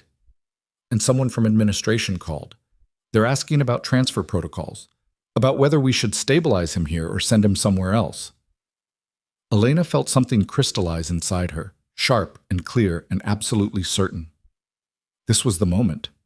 The first test of whether her reforms were real or just performative. The first chance to prove that the promises made in speeches actually meant something in practice. She looked at the young nurse, saw her own uncertainty from 6 weeks ago reflected back, saw the fear of making the wrong choice, of angering the wrong person, of risking everything for one patient. Transfer protocols are simple, Elena said clearly, loudly enough for everyone in the immediate area to hear. We don't transfer anyone who needs immediate care. We treat them first, stabilize them completely, and then we worry about paperwork. Patient care comes first, always, without exception. Understood? The nurse nodded, relief flooding her face. Understood. Good. Then let's get to work. They moved together into the trauma bay, where a man lay bleeding and broken on a gurney, his life hanging by threads. He was middle-aged, gray-haired, weathered by years of homelessness. His clothes were filthy, his shoes held together with duct tape. The kind of patient the old Mercy Heights would have transferred without a second thought. Elena assessed quickly. Blunt force trauma to the abdomen, probable liver laceration, blood pressure dropping, signs of early shock. He needed surgery soon, or he'd bleed out internally. Prep OR2, she ordered. Get me a surgical team and call Reeves. Tell him I need him here now. The staff moved instantly, no hesitation, no questioning. Within 10 minutes, they had the patient stabilized enough for transport to surgery. Reeves arrived, scrubbed in, and led the team into the OR, while Elena monitored from the observation deck. The surgery took 4 hours. 4 hours of careful dissection, of finding the bleeder and repairing it, of putting a broken body back together piece by piece. When Reeves finally stepped out, pulling off his surgical mask, he looked exhausted but satisfied. "He'll make it," Reeves said. "Thanks to your quick response. Another 30 minutes and we'd have lost him." Elena nodded, feeling the familiar satisfaction of a life saved, a crisis averted, medicine working the way it was supposed to. The man survived. Elena never learned his name. He had no ID, no family, no one looking for him. But 3 days after surgery, he woke up in recovery, confused and frightened, asking where he was and how he'd gotten there. Elena visited him personally, explained that he'd been attacked, that they'd performed emergency surgery, that he was safe now and healing well. He stared at her like she was speaking a foreign language. "But I don't got insurance," he said finally. "I can't pay for none of this." "You don't need to. We treat everyone who needs care, regardless of ability to pay. That's our policy. No exceptions. That ain't how hospitals work." He looked at her suspiciously, like she was setting him up for something. "There's always a catch." "Not here. Not anymore." Elena pulled up a chair, sat beside his bed. "We made mistakes in the past. Bad mistakes that cost people their lives. We're not making those mistakes again. You needed help. We helped. That's the whole transaction." He was quiet for a long time, processing this information that contradicted everything he'd learned about how the world worked. Then tears started rolling down his weathered face. "Nobody ever helped me before," he whispered. "Not like this. Not without wanting something back." Elena handed him a tissue box, waited while he composed himself. "Well, we're helping now, and when you're recovered enough to leave, we'll connect you with social services, help you find housing and support. You don't have to go back to the streets if you don't want to." "Why are you doing all this?" "Because it's the right thing to do. And because someone once told me that the worth of a healthcare system isn't measured by how well it treats the wealthy and insured. It's measured by how well it treats the vulnerable and forgotten." 3 months after accepting her new role, Elena was summoned to an emergency board meeting. No explanation, just a terse message from Thornton requesting her immediate presence in the executive conference room. Elena climbed the stairs to the 4th floor, wondering what crisis had emerged now. Federal investigations were ongoing. Lawsuits were still being filed. The media attention hadn't died down. There were 1,000 things that could have gone wrong. She entered the conference room to find the entire board assembled, along with several people she didn't recognize. Attorneys, probably, or consultants brought in to manage some new aspect of the scandal. Thornton stood at the head of the table, her expression impossible to read. "Elena, thank you for coming on short notice. Please, sit." Elena sat, her guard up, ready for whatever was coming. Thornton pulled up a presentation on the large screen at the front of the room. "The board has been reviewing the performance of the trauma department under your leadership. I wanted to share some of the metrics we've been tracking." The first slide showed patient satisfaction scores. They'd increased 42% since Elena took over. The second slide showed medical error rates, down 78%. The third showed staff retention, the highest in the hospital's 20-year history, with 0 voluntary departures from the trauma department since the restructuring. The slides continued. Treatment times improved. Outcomes improved. Even revenue had improved, despite the new policies that prioritize care over collection. Apparently, when people knew they'd be treated well regardless of insurance status, they actually showed up for care earlier, when problems were easier and cheaper to fix. "Most importantly," Thornton said, bringing up the final slide, "we've had 0 deaths attributable to delayed or denied care since you implemented your new protocols. 0. For comparison, under the previous administration, we averaged 2 to 3 such deaths per quarter." Elena stared at the number on the screen. 0 preventable deaths. 3 months of perfect care. It seemed impossible, too good to be real. "That's remarkable work, Elena. Better than anyone predicted. Better than we had any right to hope for." Thornton paused. "Which is why the board wants to expand your role." "You mentioned that before." "I did. But now we're ready to make it official. Director of Emergency Medicine for Thornton Healthcare Network. 12 facilities across 3 states. Full authority to implement the same reforms you've made here. Budget allocation of $25 million for the first year, with additional funding approved as needed. Elena felt her breath catch. 12 facilities, 3 states, hundreds of thousands of patients. The chance to spread these reforms beyond one hospital, to create a network of trauma centers that actually cared about trauma. That's a massive undertaking. It is. But if anyone can do it, you can. You've proven that in 3 months. Thornton looked around the table at the board members who were nodding their agreement. We're not asking you to do this alone. You'll have full staffing support, administrative resources, legal backing, anything you need to replicate what you've built here. One of the people Elena didn't recognize spoke up. He was older, distinguished, wearing an expensive suit that screamed consultant or executive. Ms. Cross, I'm Richard Hammond, Healthcare Systems Consultant. I've been studying your reforms for the past month, analyzing their scalability and long-term viability. He pulled up his own presentation. What you've accomplished here is extraordinary, but more than that, it's replicable. The protocols you've written are clear and actionable. The training programs you've developed can be rolled out network-wide. The cultural changes you've implemented can be fostered in other facilities with the right leadership. Hammond met her eyes. You haven't just fixed one hospital, you've created a model that could transform emergency medicine nationwide. Other hospital networks are already studying what you did here. Insurance companies are being forced to adapt to new expectations from patients. Medical schools are revising their curricula to emphasize patient advocacy.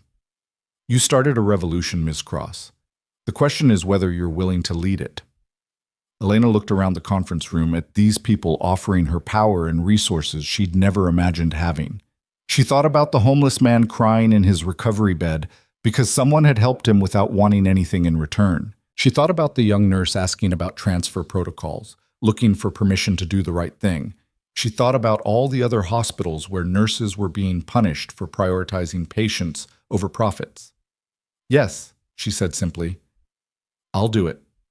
The room erupted in quiet applause, professional and restrained but genuine. Thornton smiled, the first real smile Elena had seen from her. Excellent. We'll start with onboarding next week.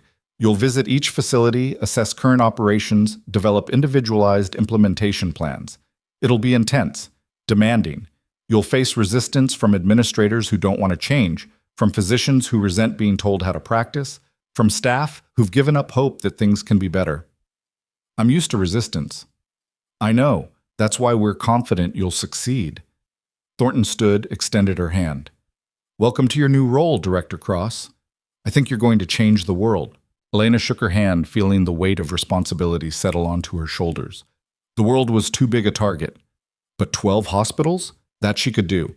And if 12 hospitals could change, maybe others would follow. Maybe the model would spread.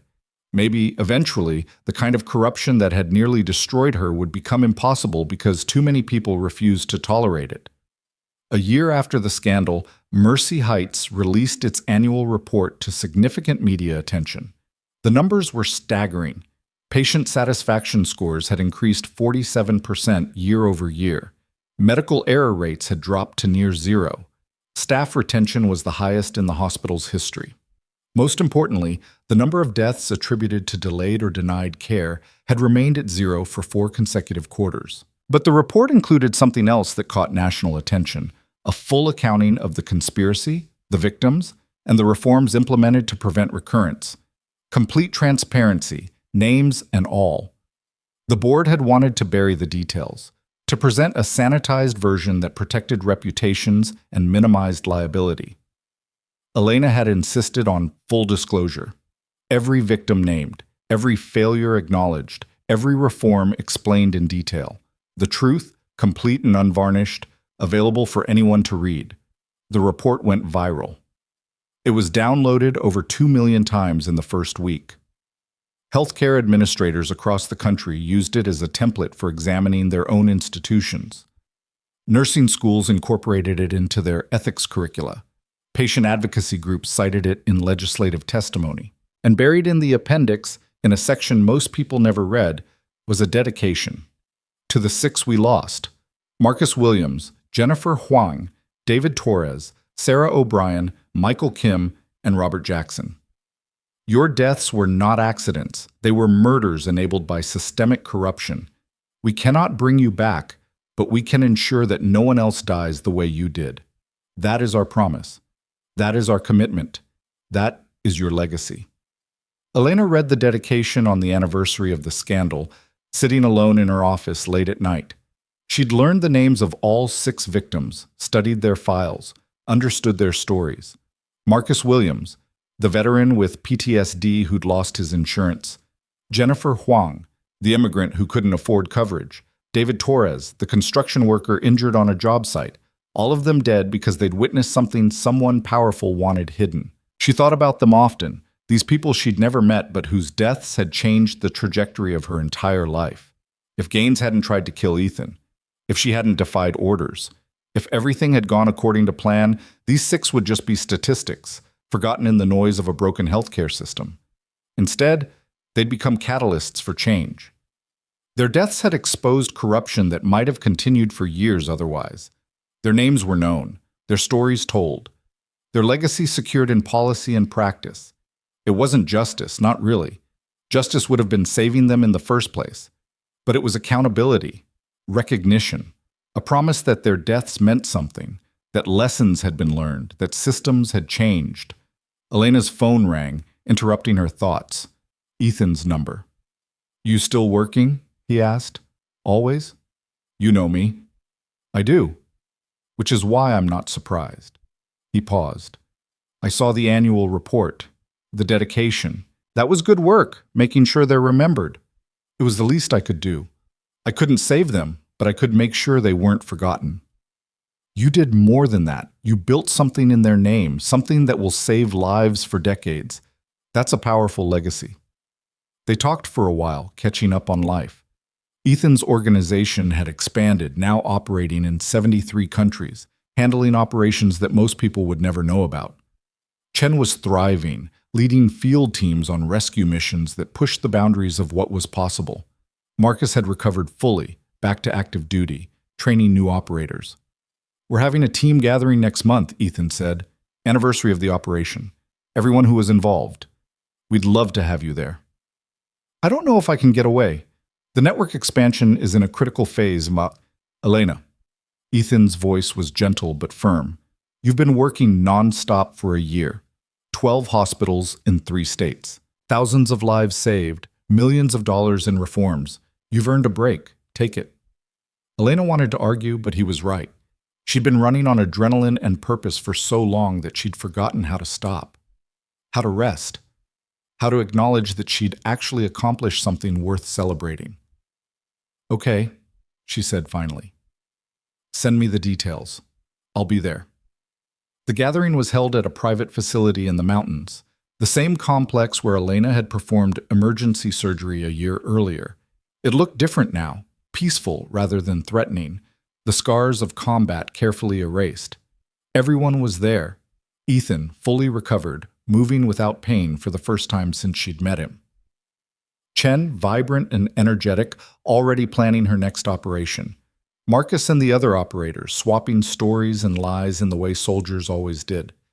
They spent the evening sharing memories, comparing scars, laughing about moments that hadn't been funny at the time. Elena found herself relaxing in a way she hadn't in months, surrounded by people who understood exactly what she'd been through because they'd been through it with her. Late in the evening, Ethan pulled her aside. They stood on a balcony overlooking the mountains, the stars brilliant in the clear air. "I wanted to thank you again," he said, "for everything, for saving my life, for having the courage to do what was right when it would have been easier to walk away, for changing not just my life, but the lives of everyone who will receive better care because of the systems you've built. You already thanked me, multiple times, and compensated me very generously. I know, but I wanted to say it again because I don't think you fully understand the impact you've had." Ethan turned to face her. "The work you're doing, reforming hospitals, changing policies, training the next generation of healthcare workers to prioritize patients over profits, that work will outlive both of us. Decades from now, people will receive care in systems you built, and they'll never know your name. But they'll be alive because you refuse to compromise." Elena felt tears prick at her eyes. She'd been holding everything together for so long, the pressure, the responsibility, the weight of all those expectations that she'd forgotten how to let her guard down. "I'm just doing my job," she said quietly. "You're doing so much more than that. You're building a legacy. You're changing the world, and you're doing it one patient, one hospital, one decision at a time." Ethan smiled. "That's not just doing your job. That's fulfilling your purpose." They stood together in companionable silence, watching the stars wheel overhead, both of them survivors of violence and corruption who'd chosen to build rather than destroy in the aftermath. 2 years after the scandal, Elena stood in the lobby of Thornton Healthcare Network's newest facility, a state-of-the-art trauma center in an underserved community that had never had access to quality emergency care. The building was beautiful, all glass and light, designed to be welcoming rather than intimidating. Above the main entrance, carved in stone, were words Elena had written: "All who enter here deserve care, compassion, and dignity, without exception, without compromise, without fail." The facility was the 12th and final installation in the network-wide reform. Every hospital now operated under the same protocols Elena had developed at Mercy Heights. Every trauma department had the resources, training, and authority to prioritize patient care above all else. The transformation was complete. Thornton stood beside Elena, surveying the lobby with obvious satisfaction. "You did it. Everything you promised and more. 12 facilities reformed. Thousands of lives saved. A model that's being studied and replicated nationwide." "We did it," Elena corrected. "I couldn't have done this alone." "No. But you provided the vision, the leadership, the moral clarity that made it possible." Thornton handed Elena a folder. "The board voted unanimously this morning. Chief Medical Officer for Thornton Healthcare Network. Full executive authority. You'd oversee not just emergency medicine, but all clinical operations. Set policy for every department. Ensure that the principles you've established in trauma extend throughout the entire organization." Elena opened the folder, saw the offer letter, the salary figure that made her previous compensation look like pocket change. This was power on a scale she'd never imagined. The ability to reshape healthcare delivery across an entire network, to ensure that every patient in every department received the kind of care she'd fought to establish in trauma. But it was also politics, bureaucracy, meetings, and negotiations instead of hands-on patient care. It was a desk job, an executive role, the kind of position that would pull her further and further from the bedside. "Can I think about it?" she asked. "Of course. But Elena?" Thornton's expression grew serious. "You've proven you can fix trauma departments. The question is whether you're willing to try fixing everything else. The same corruption, the same profit-driven compromises, they exist in surgery, oncology, pediatrics, every department in every hospital. You have the opportunity to address all of it. That's rare. That's powerful."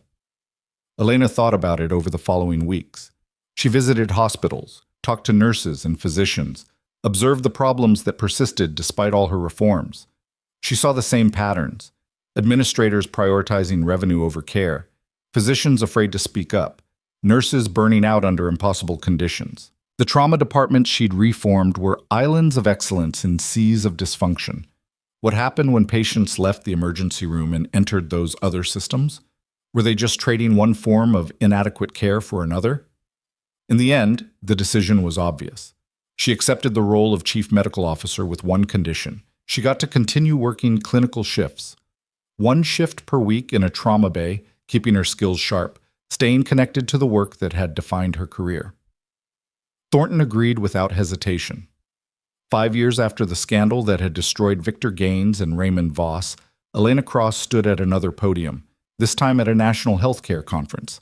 Behind her, a screen displayed a presentation titled "From Corruption to Care: Rebuilding Trust in Healthcare Systems." The audience was massive. Thousands of healthcare administrators, physicians, nurses, policymakers, all gathered to hear how one hospital network had transformed itself from a symbol of corruption into a model of ethical care. Elena had given this presentation dozens of times, but it never got easier. Standing in front of all these people, being held up as an example, being asked to explain how to fix systems that seemed fundamentally broken, it was exhausting and humbling in equal measure. But she did it anyway, because people needed to hear that change was possible. that corrupt systems could be reformed, that one person, making one decision, could set off a cascade of transformation that touched thousands of lives. She walked them through the timeline, the firing, the conspiracy, the exposure, the reforms, the expansion. 5 years of relentless work, condensed into a 45-minute presentation that made it all sound inevitable and straightforward. But she also told them the hard parts, the resistance she'd faced, the administrators who'd fought every change, the physicians who'd resented her authority, the staff members who'd been so beaten down by the old system that they couldn't believe the new one was real.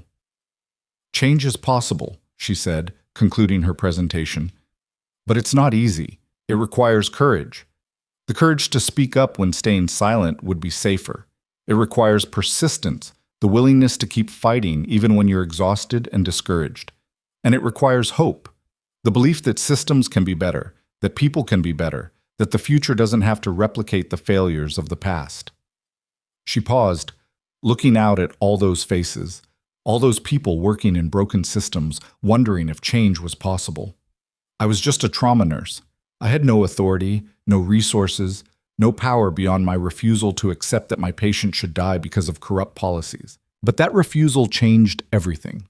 It set off a chain of events that reformed an entire healthcare network and inspired changes in hospitals across the country. You don't need to be in my position to make a difference. You don't need executive authority or massive budgets. You just need to do the right thing, even when it costs you, especially when it costs you. Because that's when change becomes possible, when enough people decide that doing right matters more than staying comfortable. The applause was thunderous. Elena stepped away from the podium, feeling the familiar mix of pride and exhaustion. She'd said what needed to be said. Whether anyone listened, whether anyone acted on it, that was beyond her control. After the conference, a young nurse approached her nervously. She couldn't have been more than 25, fresh out of school, still idealistic enough to believe that healthcare could be what it was supposed to be. Director Cross, I just wanted to say thank you. Your story inspired me to become a nurse, to believe that I could make a difference. Elena smiled, recognizing herself in this young woman's hope and determination. You can make a difference. You will make a difference. Just remember, it's not about grand gestures or dramatic confrontations. It's about the daily choice to prioritize patients over policies, people over profits, every day, every shift, every patient. Even when it's hard? Especially when it's hard. That's when it matters most. The young nurse nodded, thanked her again, walked away with the kind of determined stride that suggested she'd actually listened, actually believed. Elena watched her go, thinking about legacy again. About all the nurses and physicians who'd been inspired by her story to speak up, to push back, to refuse to accept that broken systems were inevitable.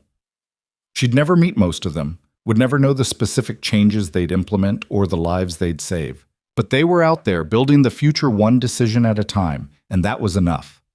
10 years after Victor Gaines fired her, Elena Cross retired from active clinical practice. She was 52, still healthy and capable, but ready to step back from the relentless demands of leadership.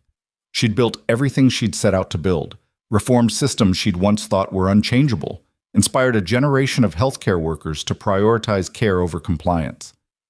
Thornton Healthcare Network had become the gold standard for ethical healthcare delivery. 0 preventable deaths, top patient satisfaction scores, highest staff retention rates in the industry. Other networks studied their model, adopted their policies, replicated their success. The corruption that had once seemed endemic to healthcare was now recognized as unacceptable. Gaines and Voss were serving their sentences in federal prison, their names synonymous with medical malfeasance. The pharmaceutical executives who'd hired them were either imprisoned or fled, their companies dissolved, their assets seized. The 6 victims, Marcus Williams, Jennifer Huang, David Torres, Sarah O'Brien, Michael Kim, and Robert Jackson, were memorialized in every Thornton facility, plaques bearing their names and the promise that their deaths would not be repeated. Annual scholarships in their names for nursing students who demonstrated exceptional commitment to patient advocacy. Elena's final day at work was quiet. No ceremony, no speeches. She'd had enough of those. She just cleaned out her office, said goodbye to colleagues who'd become friends, and walked out of the building that had once fired her and now bore her name. She drove home through familiar streets, thinking about the strange path her life had taken. From trauma nurse to director to chief medical officer to reluctant symbol of reform. All because she'd refused to let one patient die. Ethan called as she pulled into her driveway. "I heard today was your last day. How are you feeling?" "Tired, relieved, a little lost, honestly. I've been fighting for so long that I'm not sure what to do when there's no crisis to manage." "You rest, you travel, you enjoy the life you've earned." Ethan's voice was warm. "You changed the world, Elena. That's not an exaggeration. Healthcare is better because of you. Lives are saved every day because of systems you built. That's a legacy anyone would be proud of." "I just did what needed to be done." "I know. That's why it worked." He paused. "Chen and I are planning a reunion next month. Anniversary of the operation. 10 years. We'd love to see you there." "I'll be there. Wouldn't miss it." After the call, Elena sat in her car for a long time, looking at her house, paid off with the money Ethan had given her a decade ago. She thought about the young nurse she'd been, scraping by, fighting daily battles, believing that individual effort mattered in a system designed to grind down idealism. She'd been right. Individual effort did matter. One decision, one patient, one refusal to compromise had changed everything, not just for her, for thousands of patients who received better care, for hundreds of healthcare workers who felt empowered to speak up, for countless families who didn't have to watch their loved ones die because of profit margins. That was worth everything she'd endured, every threat, every hardship, every sleepless night wondering if the fight was worth it. It was worth it. All of it.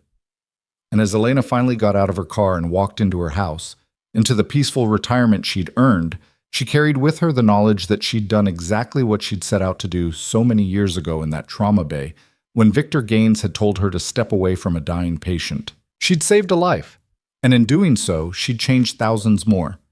That was her legacy. That was her triumph, and that was enough.